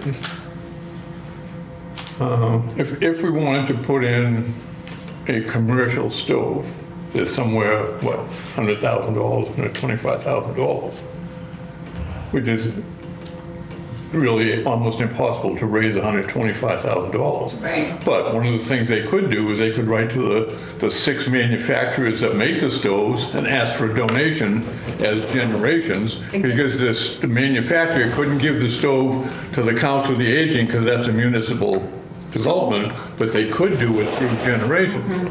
So then it's just simply a matter of getting the letters together, sending them off, and then following up and trying to get a donation for the stove, or a donation for whatever type of equipment that you wanted. we would have one, we have one specific, that sounds absolutely wonderful. Reality, we have a board that's overseeing this project, okay? The building and needs committee. Yeah, Period.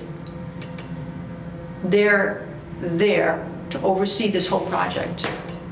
We could say, we would have to go to them and say, I'm gonna write to Lowe's, I'm gonna write to Home Depot, I'm gonna write to all these places and see if they would provide us, is that okay? Yes, it's okay. They have to vote on that, I imagine, to say, yes, Well, it it's okay. doesn't look whatever. like with any of the plans that are going to be voted on that there'll even be a space. That's what I'm saying, like, we could go, Why do we have to go to them to, because that's, Raise- So the plans of the building, so you get this big stove, Yeah. but there's no place to put it because there's not even a kitchen in the I don't know where it's gonna plans. end up. I don't Yeah. know. All I know is that at this point, there has to be it has to be some portion of the Council on Aging. Whether they call it that or not, I don't know. But it has to be something, because we are funded 1.7, to give that to them to build. We don't have Right. the rest of the money, so where does it come from?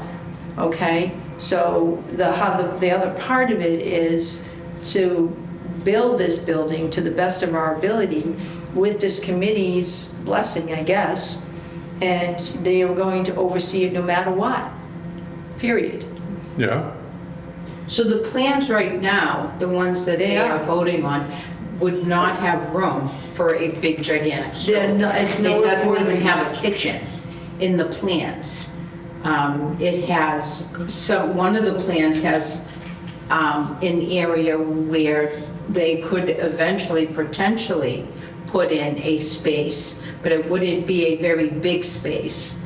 And those are the plans that I think between what the town put in, that was donated, that was allocated for the building, for the COA building at one town meeting a while back, and then what Thorndike is matching or whatever, there's a little over $3 million Right. to spend on this building.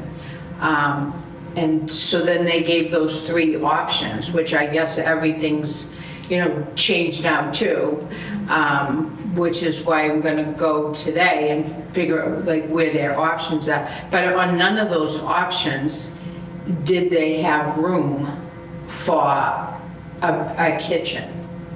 So there's not like a 12 by 12 space designed to put a stove, to put in especially a commercial stove. So the price of the stove was never an issue.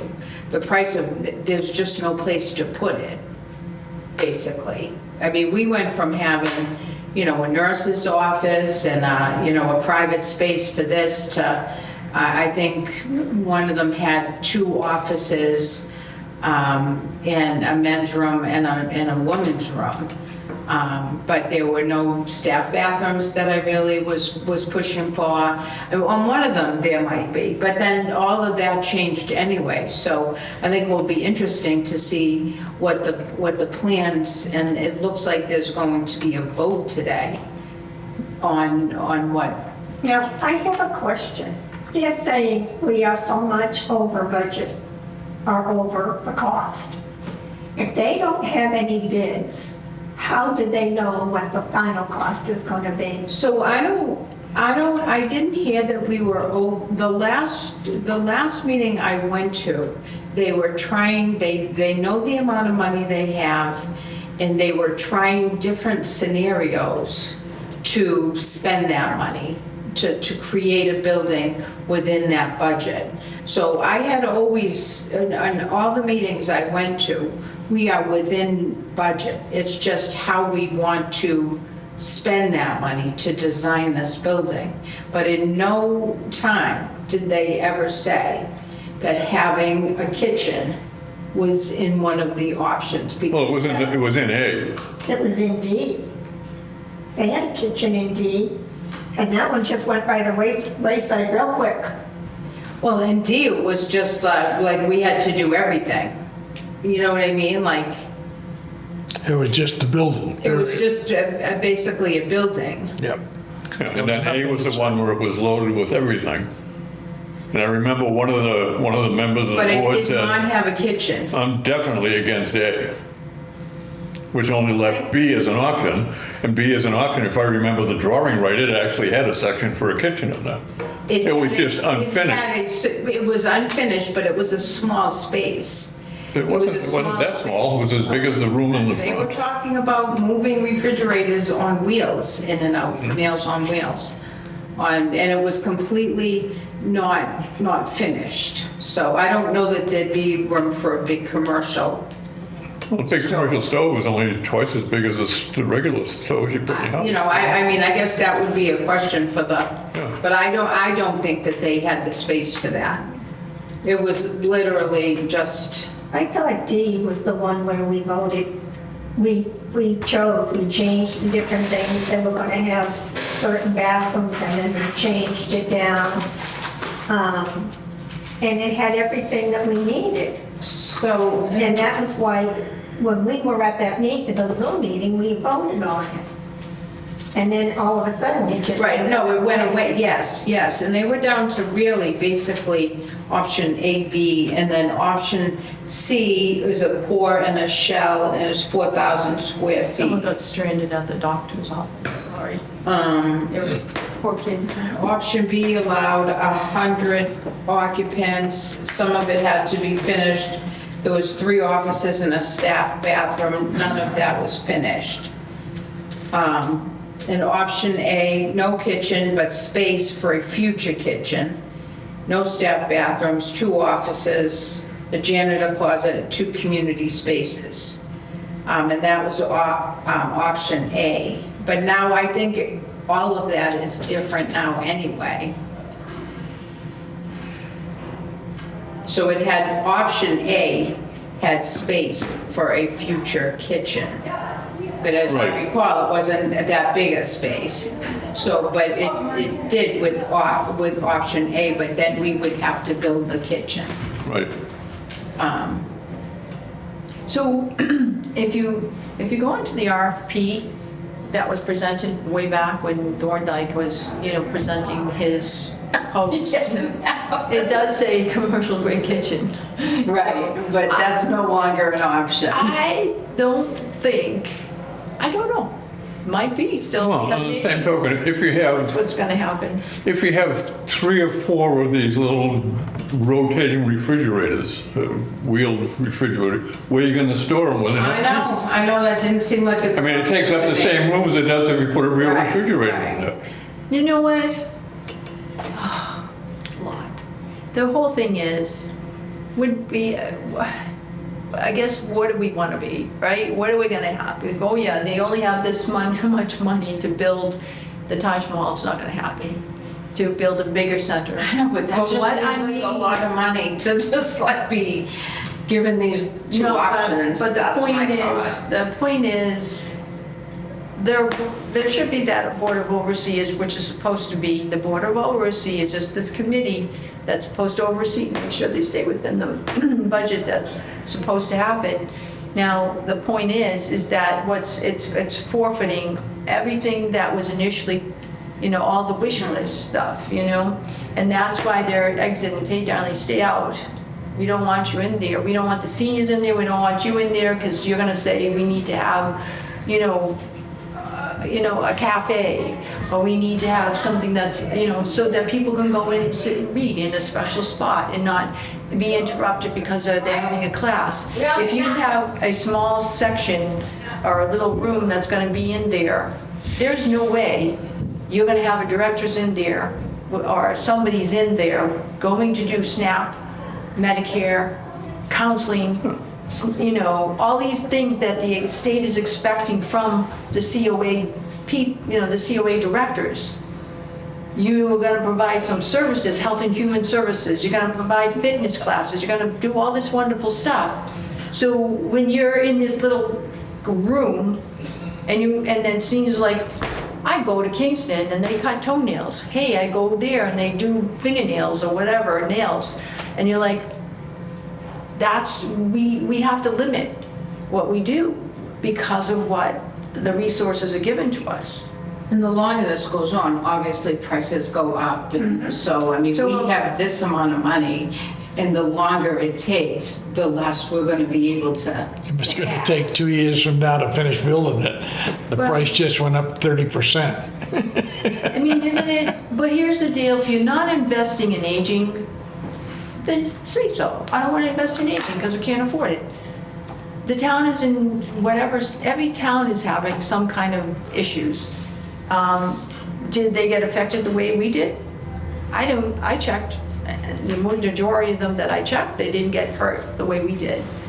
And, we're still in a predicament where we're still in an older home. And even if you were to refurbish the older home, it's still not have that community space that you're still gonna be able to have some kind of event. We cleaned up one of the rooms to $1,000. And we used it for the purpose of that. And it was, it was tough to manage, but we did it. We have, people, I just went out and bought noodle hockey. So it was because people want why don't we go do something? Instead of sitting around having coffee. And I'm like, I understand that. So what, if you're gonna have some kind of cornhole or anything, I have all those games. We got them for $1,000.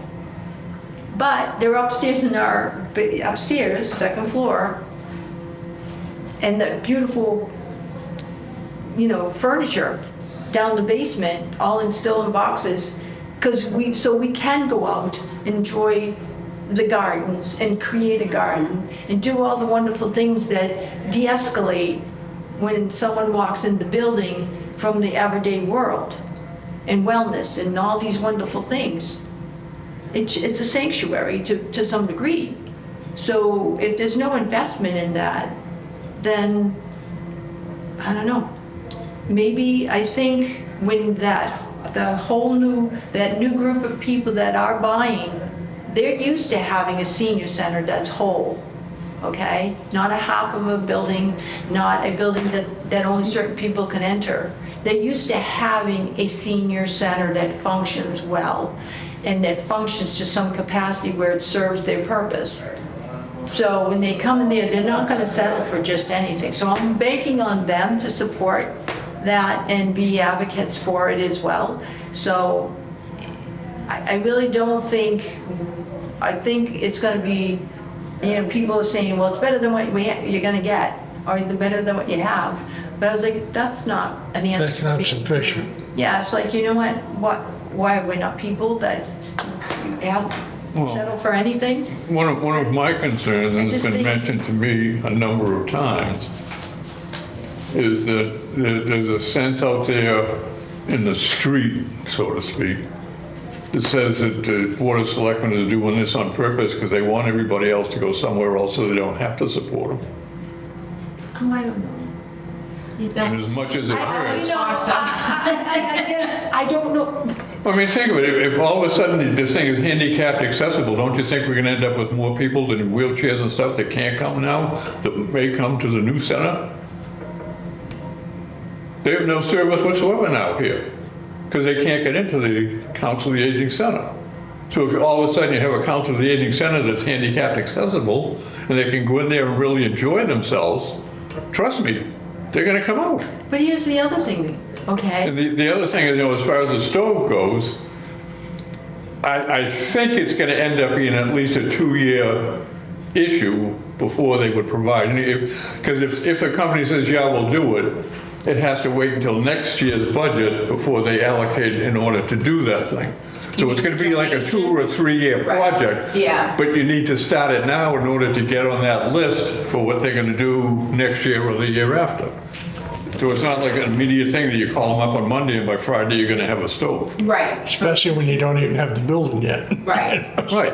And we wouldn't be able to fill out that type of an application and say, we have the space for this stove. Right. We wouldn't be able to honestly say that we have the space for But this stove. but even if they sent you a letter back and said, okay, we'll make the commitment to give you a stove, you can still turn it down because you don't have the space. Yeah, but everything's in timing. Here we have $250,000. I mean, what that's about gonna be refrigerators? allocated. We have no building to do it, but it's actually saying that we could use it to do a building now and fix it. Yeah.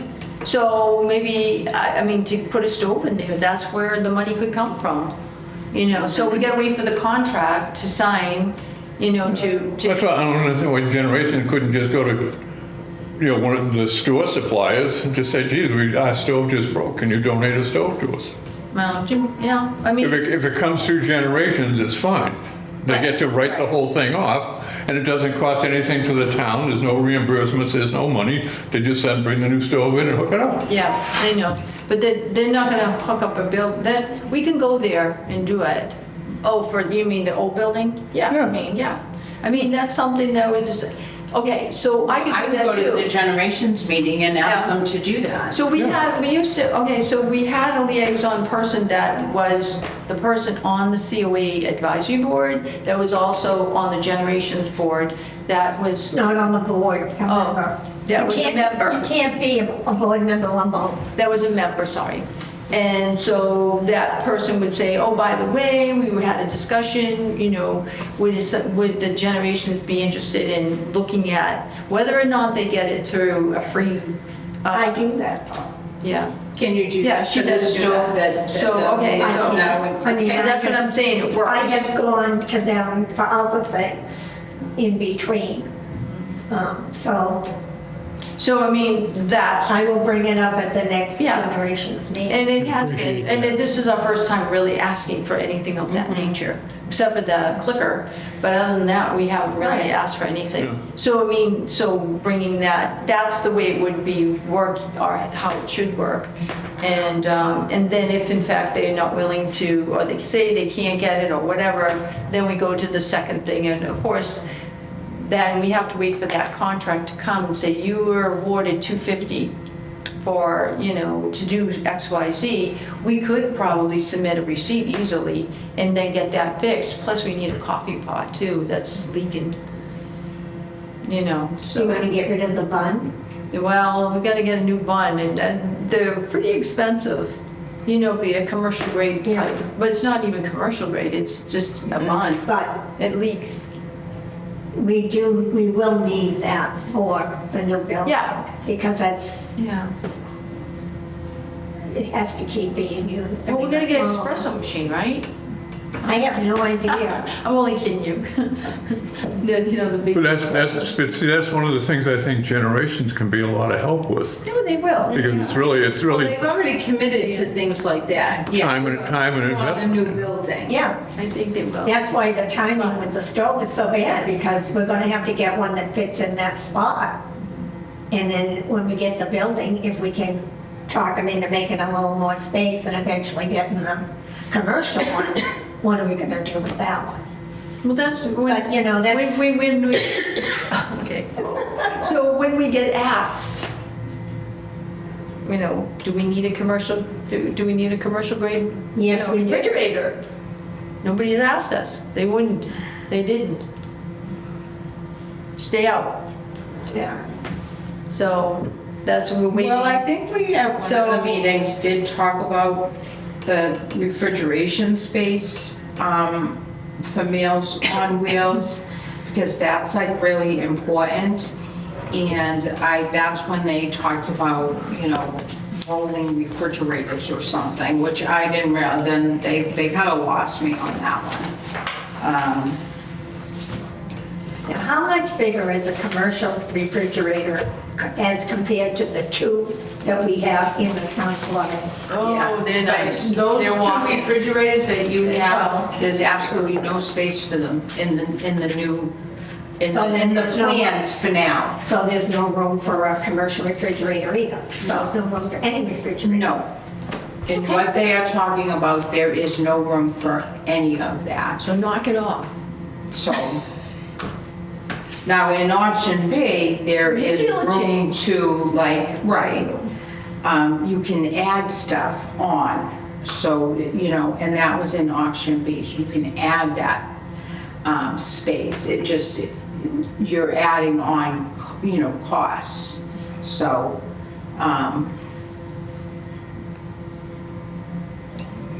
I have option B, but like I said, this is all, it's all changed even from that last meeting that we were all in the Great Hall. All of those options have changed. This is from February, so these were like the initial plans. We were trying to pick these. And then we talked about these at that very next meeting, when it was March or April, options A, B, and C. Yeah. And C, we decided, they decided to throw that out because that's just, a building, and we would But- have to do everything. Right, I mean, we can discuss this forever, but the Right, bottom right. line is this. We have a committee that is that committee to oversee this whole project, period. Right. What Well, you're- they should what be you- asking you what you need. Thank you. But Absolutely. that was not part of that. Initially, that's when we were asked, in the email, I have the emails for that, hey, get the seniors, get a couple of groups together. So that's what we did, right? hey, come on in, we'll show it on the TV, everybody come in and bring They us. welcomed us, they said, welcome. But, yeah, but that was that committee, but then when the chair of that committee came into the COA and said, you have no right, and I was like, whoa, I didn't know. I said, here's where the decision makers are, here, at the town hall. Please go over to them and talk with them about how things are being organized and structured. And I thought we were having a discussion because we were told, get your seniors together, get your people that are gonna get some ideas for this team to put this together.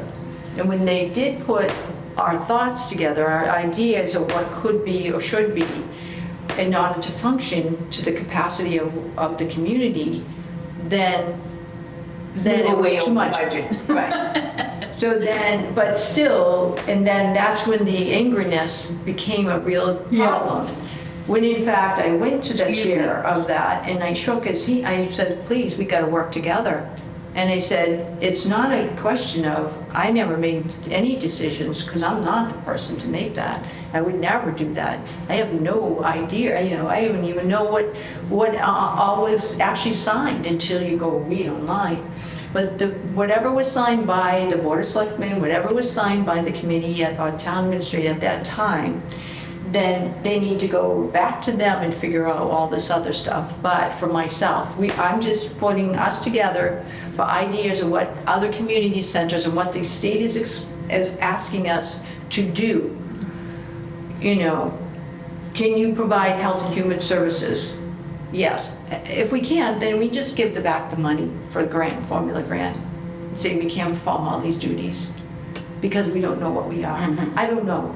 All I know is the expectations from the state is asking us to perform these community services or the services that seniors are in need based on your seniors, the community itself and the number of citizens.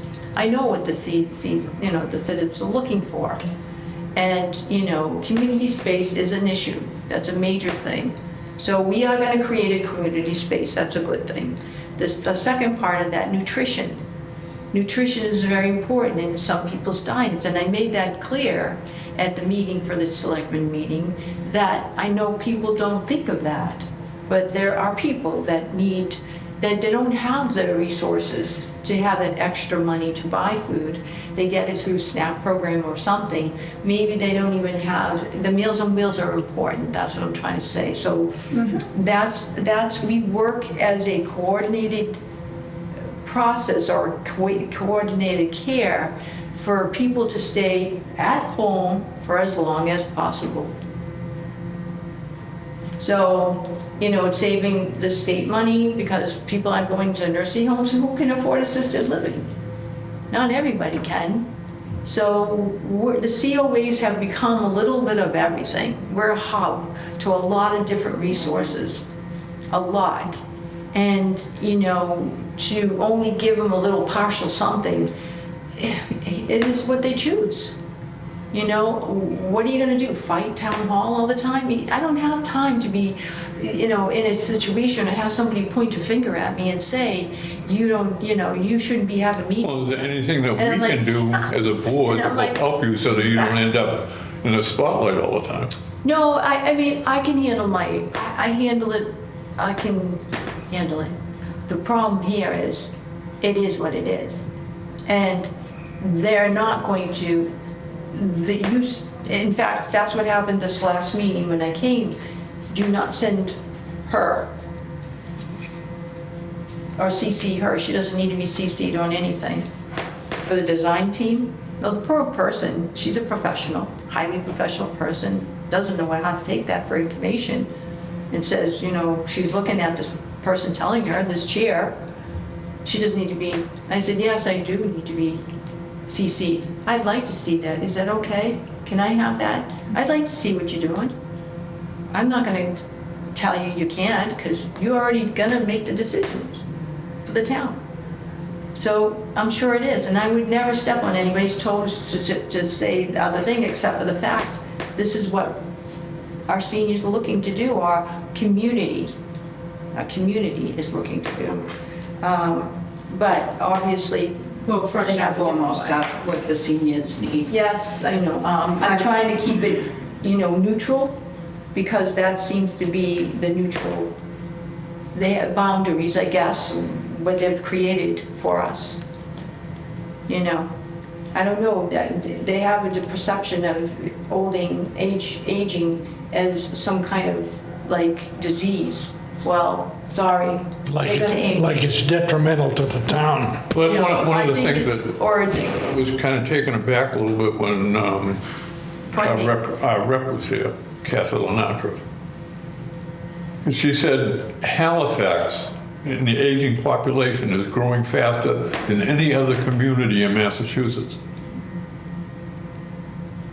And yet Halifax is the one that wants to provide the least amount of money to cover the aging population that's growing faster than all of the rest of the communities in Massachusetts. Well, economic development too, and you want to be able to be sustainable, and if you need more tax base, younger families, Yeah. encouragement of younger families. But I also think that it's attractive to a lot of young people too, because it's countrified in some ways, Yes, some of it's growing, but the whole thing is, and here's a really interesting fact maybe I'm wrong, but in reading what I read, is the levy tax limit for towns and the override.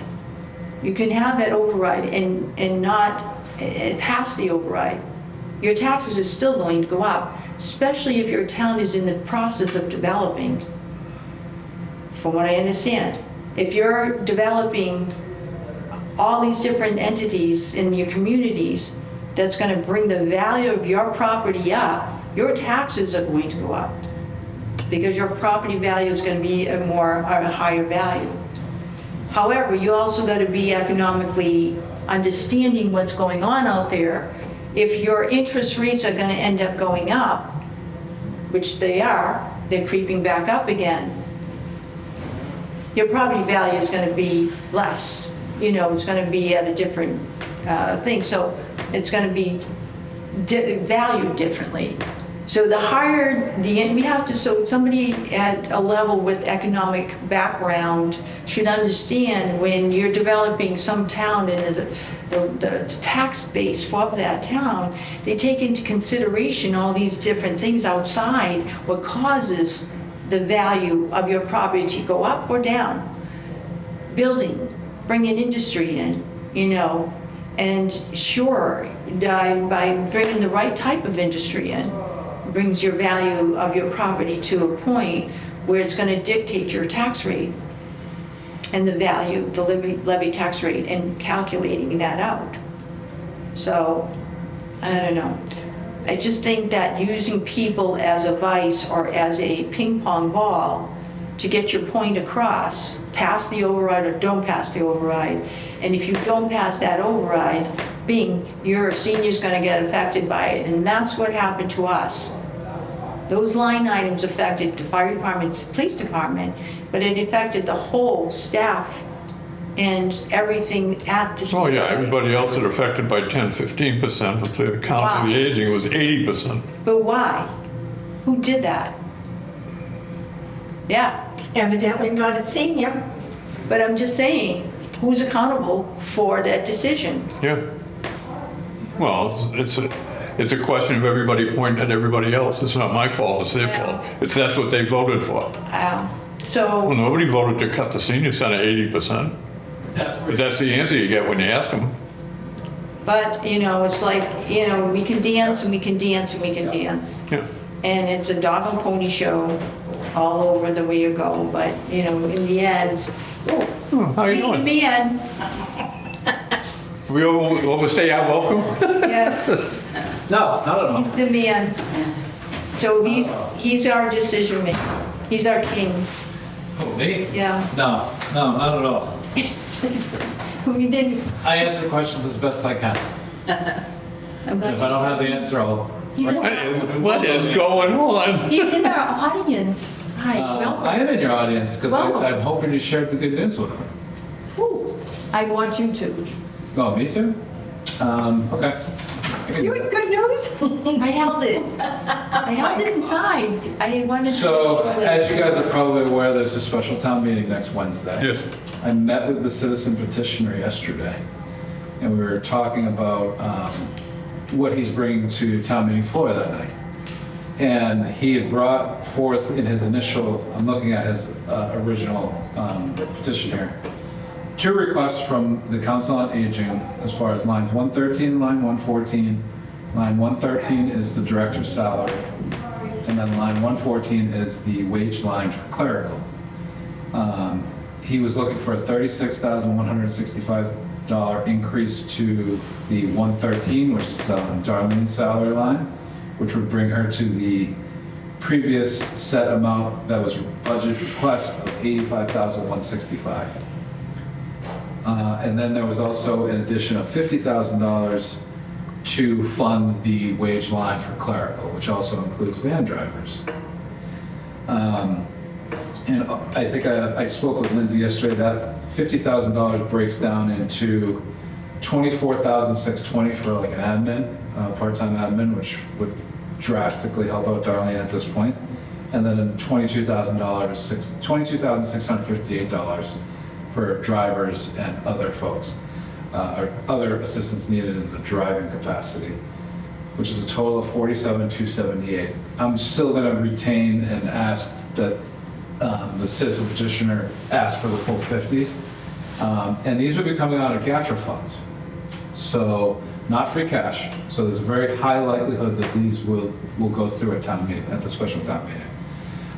And in order to explain that, so Darlene had brought this to our attention as far as fiscal year 2027 GATRA funds went.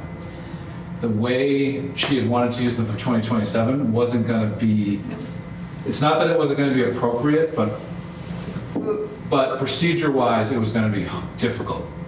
Because you have to basically have a person do the work, then you have to get reimbursed for the work, and then you have to pay the person. So that's quite a long timeline in order to get the person paid, and according to Fair Labor Standards Act. No, you can't do that. We can't do that. We can't do that, but I knew that, and I just was using funding that we had, Oh, that we right. brought in. That's what I'm Right, so we can't touch anything that's being accumulated or used in fiscal year 27 as far as the agreement goes this year. Exactly. But over the number of years, there's probably been Yes. very small amounts that have been left in the account that have added up. And I don't have it was either 114 or 141. 140, yeah, it was around 41 or 140. So it was about $140,000. Yeah. So there's about $140,000 left in that account. So we can easily move the 86,165 over to fund those 2 lines. And ultimately, I think that's probably expected at this point at next Wednesday's town meeting. So fingers crossed. But So then any future money that comes in from GATRA will still be used for the same, Right. the same It purpose? has to. Yes, it has to. It has to. It has to go into that. It's a contract we signed. Yes. And that So we're allowed contract- to use these funds because they've sort of, and the nice thing is, they don't get automatically kicked back like other monies to the general fund, which is kind of saving grace in this Yes. case, because if they had just been kicked back to the general fund, then they would have to be recertified through free cash. But because they're sitting in the GATRA fund for specifically Council on Aging needs, we can make the argument that we can apply them. And that's where it It stays. has to be. So Yeah, no, it stays there. It's sitting in the account still. Yeah, it But does. that initially. That's by law, it stays there. Correct. And that's why I said initially, when we were collecting it way back in 2024, that money was going into a gifts and activity, and I'm like, nope, nope, nope, nope. And it wasn't until we had the discussion years later that we could never do that, because now the money's rolling in, lots of money. And it says, okay, that money has to go, it has to be in its own little cocoon, own account. We set it up, and then that was set up as a debit and a credit. So now if we do any kind of repairs, and we've had them, and those repairs would actually come out of there as well. However, we do collect that fear box monies also, Yep. the collection, and that sits in the revolving account, which you guys are aware of. So do we have But to, it's a town meeting. you know, at town meeting where like, you know, library copy, that there's all those revolving funds, are we voting to set up GATRA As one of those revolving funds? Not, No. not. It's not a revolving account. No, okay. This is just, and this is not a revolving fund, it's not. So revolving funds are set up specifically to deal with very specific cases so that you can pay, you have an amount that you Yeah, like can for fund to, copies and and then you things pay like that. certain Yeah, things. yeah. They have to be dedicated, so for instance, the one we just set up at the most recent town meeting for the EV chargers, so Right. the monies that come in through that will be put into a revolving account Right. with the stipulation that they'll be used to maintain those charging stations.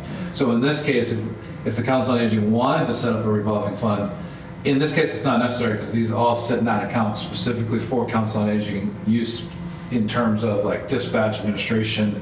There's a number of reasons, this all qualifies under, moving it at the special town meeting. So, a revolving account could be set up in that regard, but I don't think it's needed at this point. I think the clarification we needed was made during this process, because the other thing that happened during this process was when the wages line for clerical was zeroed out, it was not understood that the drivers were rolled into there. See? Right. See what I'm saying is right. But that's the thing, that was the case, so we were already getting reimbursed for it. So, but the point is now going forward, how do we get out of this? So we go into town meeting. Yep. Town meeting, we present this information. Well, this will be Even though it's presented not by, this is going to be probably presented by the citizen petition. Correct, a citizen's petition, which I mentioned. And then at that point, it'll be voted on, or people will, Oh, yeah, it'll be, Decide. these are all going to be voted on next Wednesday. Yeah. And I expect the citizen petitioner to have the influence over the folks that show up, because he put the citizen petition together, and I figured most of the folks that signed it will probably come down and take part. And after discussing all this with him yesterday for a number of hours, I think the plan is solid. There's It is solid. other aspects that I know folks are gonna have to wrap their head around and understand they're only temporary at this time, so for instance, like police and fire wages, the plan now is shifted from raise and allocate to using stabilization for a temporary time, and then refunding that back in the fall town meeting to make that a cleaner procedural process. Oh, so we will still have a fall town meeting? Oh, yeah. Yeah, We're still we gonna be, still because have- we still have to develop, we're gonna be kicking off the capital plan here very soon. Nice. And we will have, so at the fall town meeting will not just be the 1.3 million that carried over from annual town meeting, but also some of the monies that just got returned from the schools that you may have heard about, the $730,000. Yep. So preliminary talks on that money, maybe taking some of that, putting it aside in a special education stabilization fund, because whenever the schools may get a special education student, it typically is not cheaper than 200 grand. It's very expensive. So having that ability to have that account there for the schools to maybe, in case of fire, break glass, because it starts at 55 grand when you pull a special education student, and then the state only reimburses you up to a certain percentage above that cost. That's what the actual circuit breaker is. So that's only one-time money though, so the town's gonna have to be careful with that. Again, it's essentially free cash, and we know we've had the discussions ad nauseum about using free cash for operations. I know that the FinCom and Selectmen are still gonna try to stick to that. In a town that doesn't have very readily available access to grants, that's a very tough prospect. Now, having been here for 6 months and seeing, I don't know how else you raise the funds in a community like this to offset those loss in grants.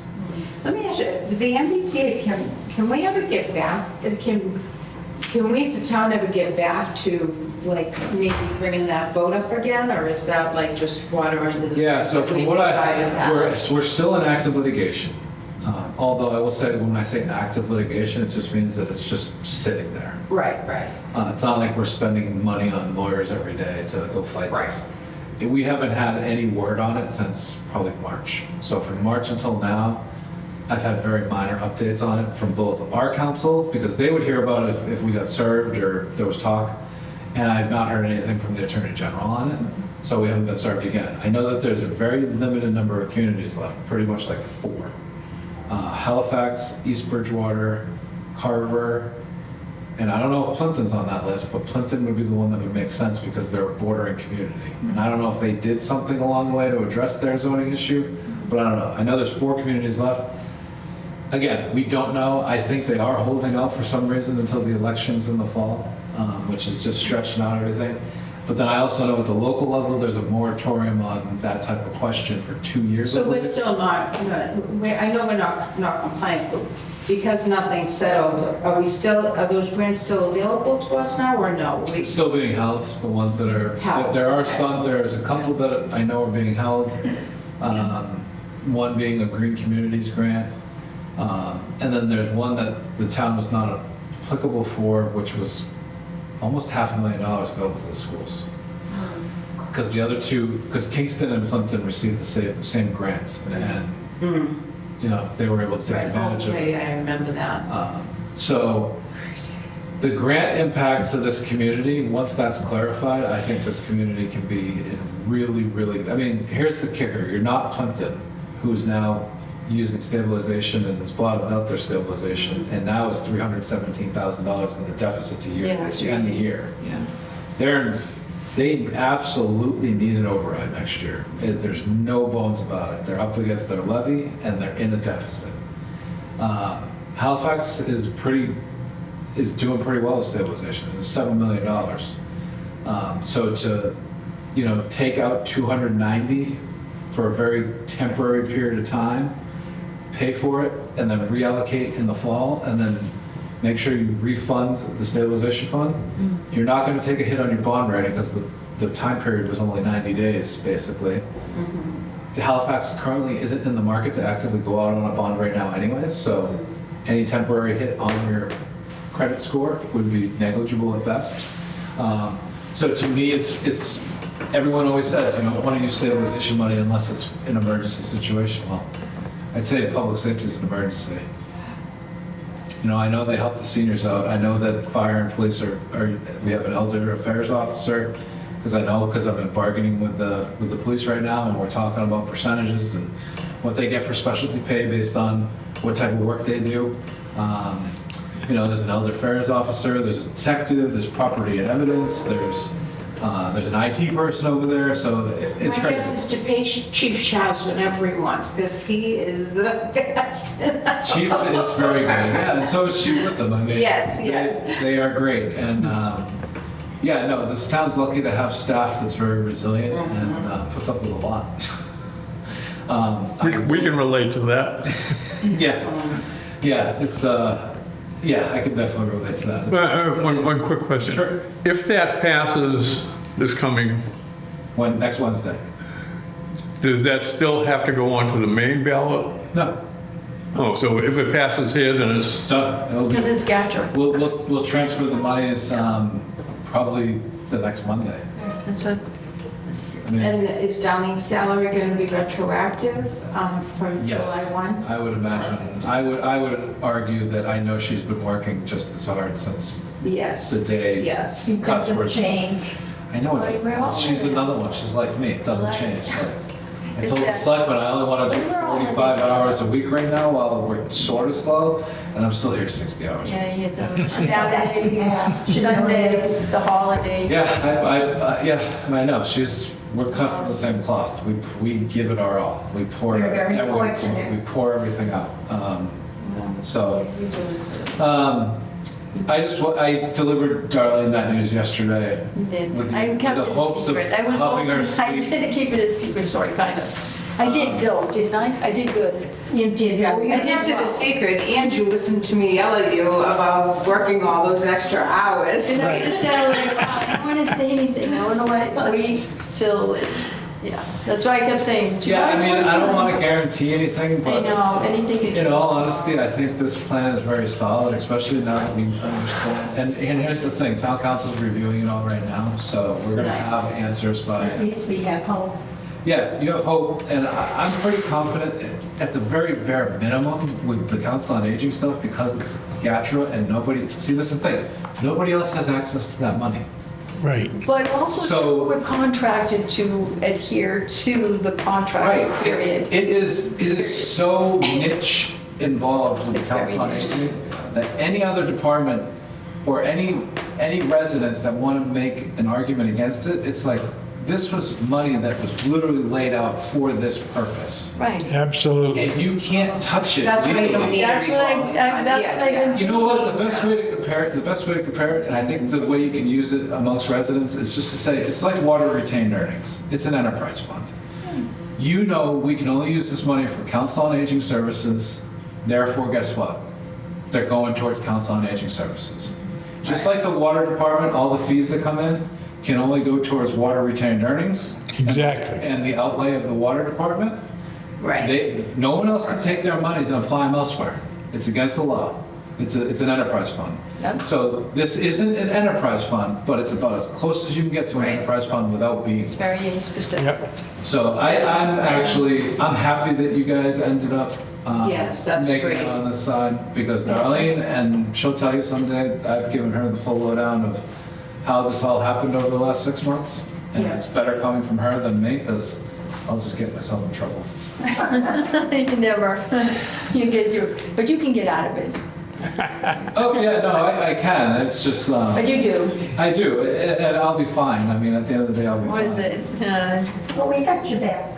I know everybody has my back. The unfortunate thing with me is my 5-year-old wants more of me. Well, They don't they know. always, girl or boy. They don't, Yeah, I mean, people might have seen the socials. I mean, no, yeah, they don't know. Yeah, so I'm going to be negotiating with the selectmen on Thursday, because the 60-hour work weeks have mounted on me, and my family life's been impacted.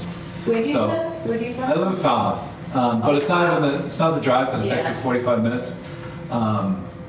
It's more the fact that I can't simply consciously and comfortably do 60 hours a week. I thought it was going to sort of die down in the summer months. And it's really taken a lot out of me physically. Yeah, yeah. No, that's understandable. Yes.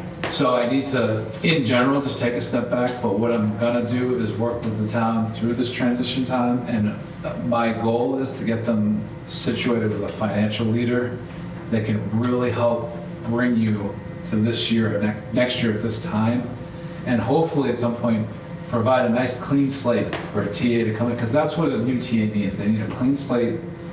They need to be well aware of the various situations, and I want to have some things in place that are structured. You know, I know Cody tried to leave a lot of things in place. Some of them took hold, some of them didn't. You didn't come at the right time.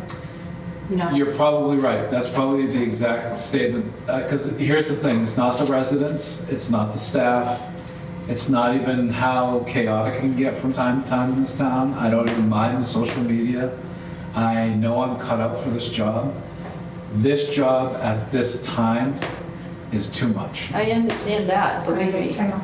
And if it was maybe 5 years from now, and my youngest was a little bit older, it's her. She literally changed everything last week. I was having a tough go of it, but I knew I could weather the storm. And then last week, for whatever reason, she just started making comments and asked me why I wasn't home enough. And she's 5 and she only knows her instincts. So Yeah. Goes right to the heart. yeah, it tugged right on my heart instantly. And then I just had to, Yep. I had to sit with my coaches, who I have a very strong support team, both at home, and I have executive coaches to help me out.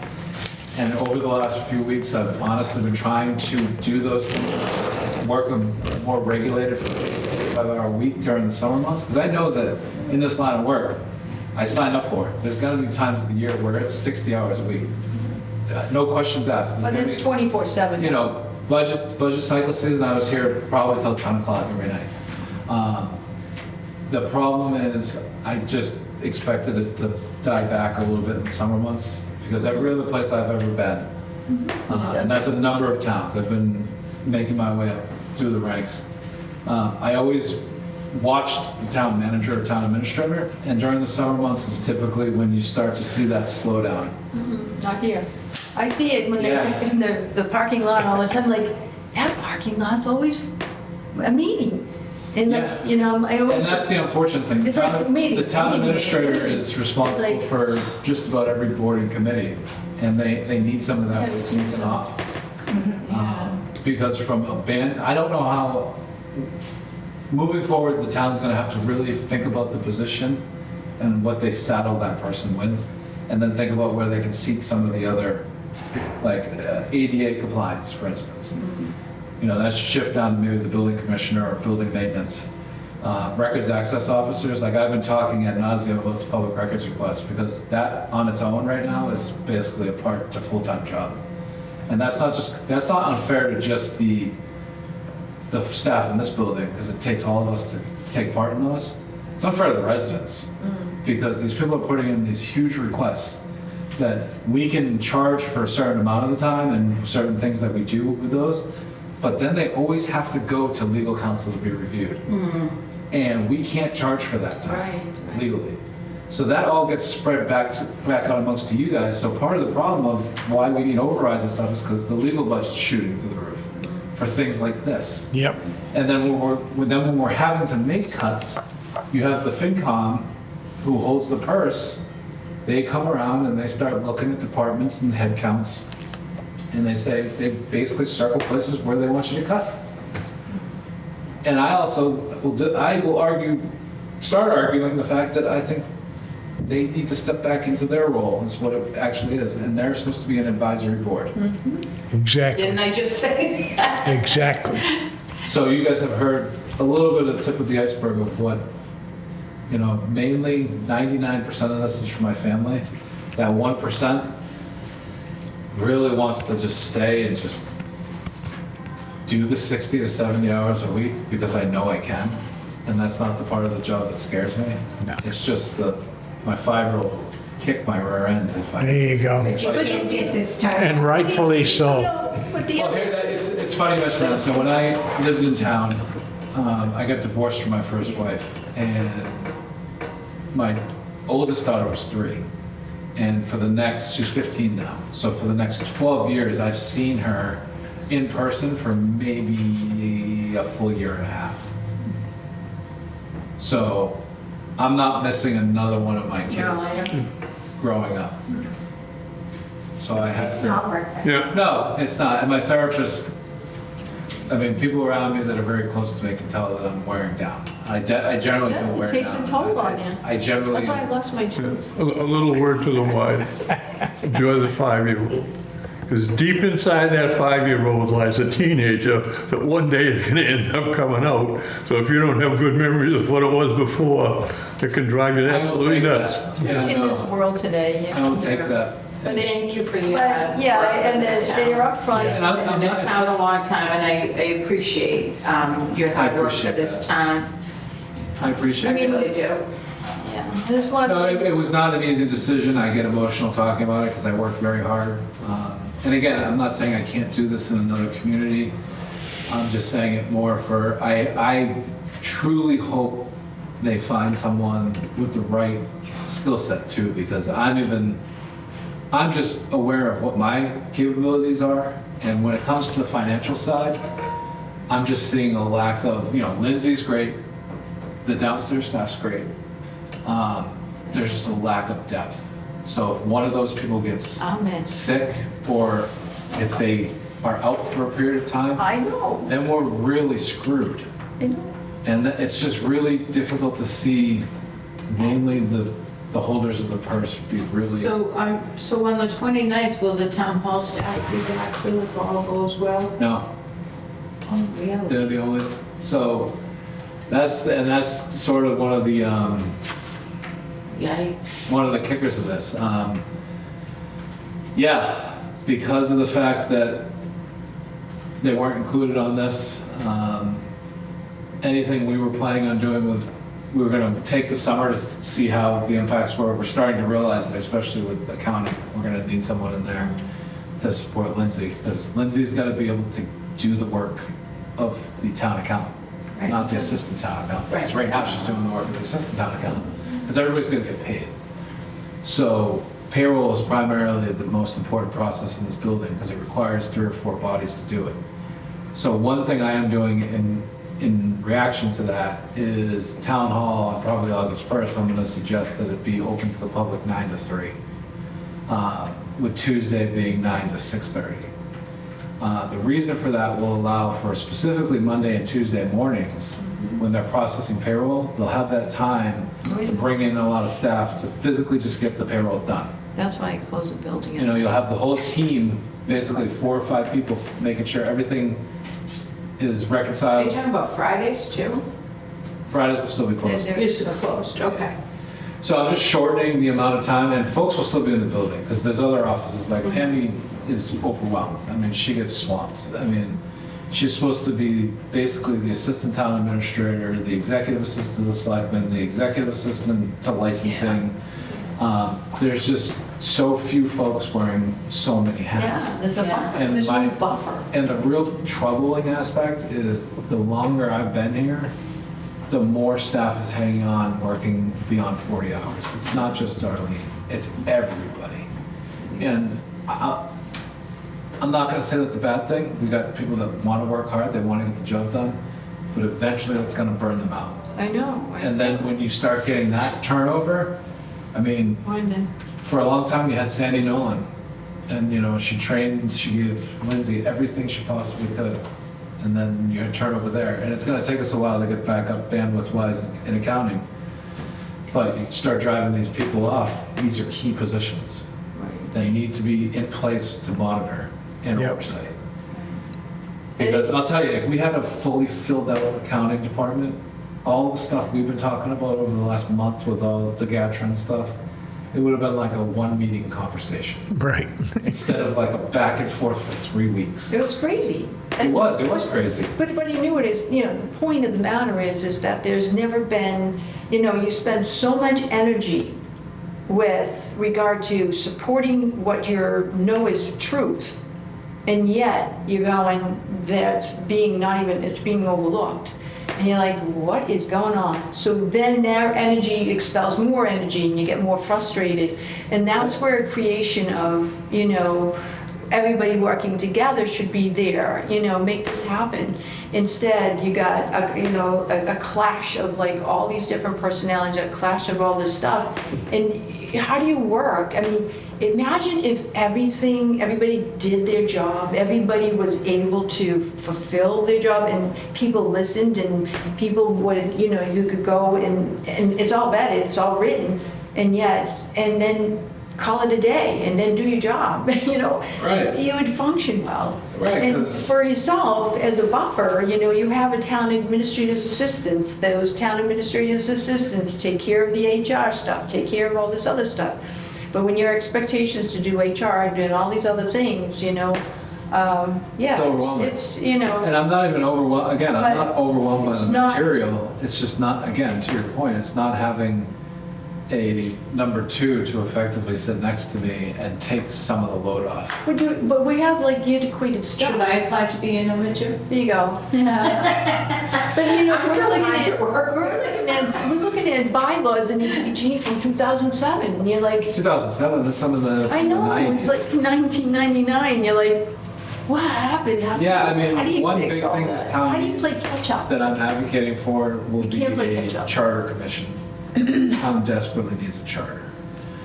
Because that'll put a central spine of structure into the government. You know, it'll align the priorities. Because I could make the argument right now that the selectmen, with the way different boards and committees think they have authority, are not very strong themselves. Really? I know, I'm being No comment. I'm being sarcastic because, but that also leads right back to the person who staffs their board, which means that I don't have much authority either. Yeah, I hear ya. So, and especially when I have elected staff in the building and elected board members that become problematic. Like, I get it, folks want to sit on boards to be part of the process and advocate for their rights. But we gotta be careful of where we are. Because that's even more liability just waiting to happen. And unfortunately, when you have a town of this size, it's really more because of the town of this size. Like in Falmouth, when I was sitting on boards and committees, like there was doctors and like lawyers like on every single board. And it's just because they're picking from 60,000 people, not 7,000. It's not a matter of like having intelligent people in town. It's just Right. your odds are a lot less because you don't have as many people. Right. And then we've got the science institution right down the street, so I'm competing against like subject matter experts in water and aquaculture that I'm into that are equal to me, and we make up 5-person boards, and it's all the same people. So some communities, they have literal professionals on these boards, Sure, good and point. that's an advantage. It's spot on that. Yeah, and I mean, Council on Aging Board in Falmouth, for instance, like my parents visited for my dad went with his partner for the first time last summer because we got a brand new one. And they were just amazed. And my dad wanted to get on the board. I was like, you're not qualified. But he's not. He's not. He's more of a rabble rouser. So I want to keep him out of things that have structure and format. Yeah. And I think he's still trying to pretend like he's 50. Well, that's nice. No, it's fine. Should I, That's good. well, I can't even think of what I want to call, end the meeting? Should I end the Motion to meeting? adjourn. Motion to adjourn, thank you. Oh my Thank gosh. you. And, Second. You know, I kind of wanted to hear more of your stories, but not on I got camera. stories. I got stories all day. All right. No, that's good. We appreciate that. Yeah, I just wanted to Thank give you you for guys. coming in. Thank you. I kept it under the hat, so I couldn't believe I did that. Okay, could I have a motion to adjourn at 12:15? Amen. Second. Done. Very good meeting, and I'm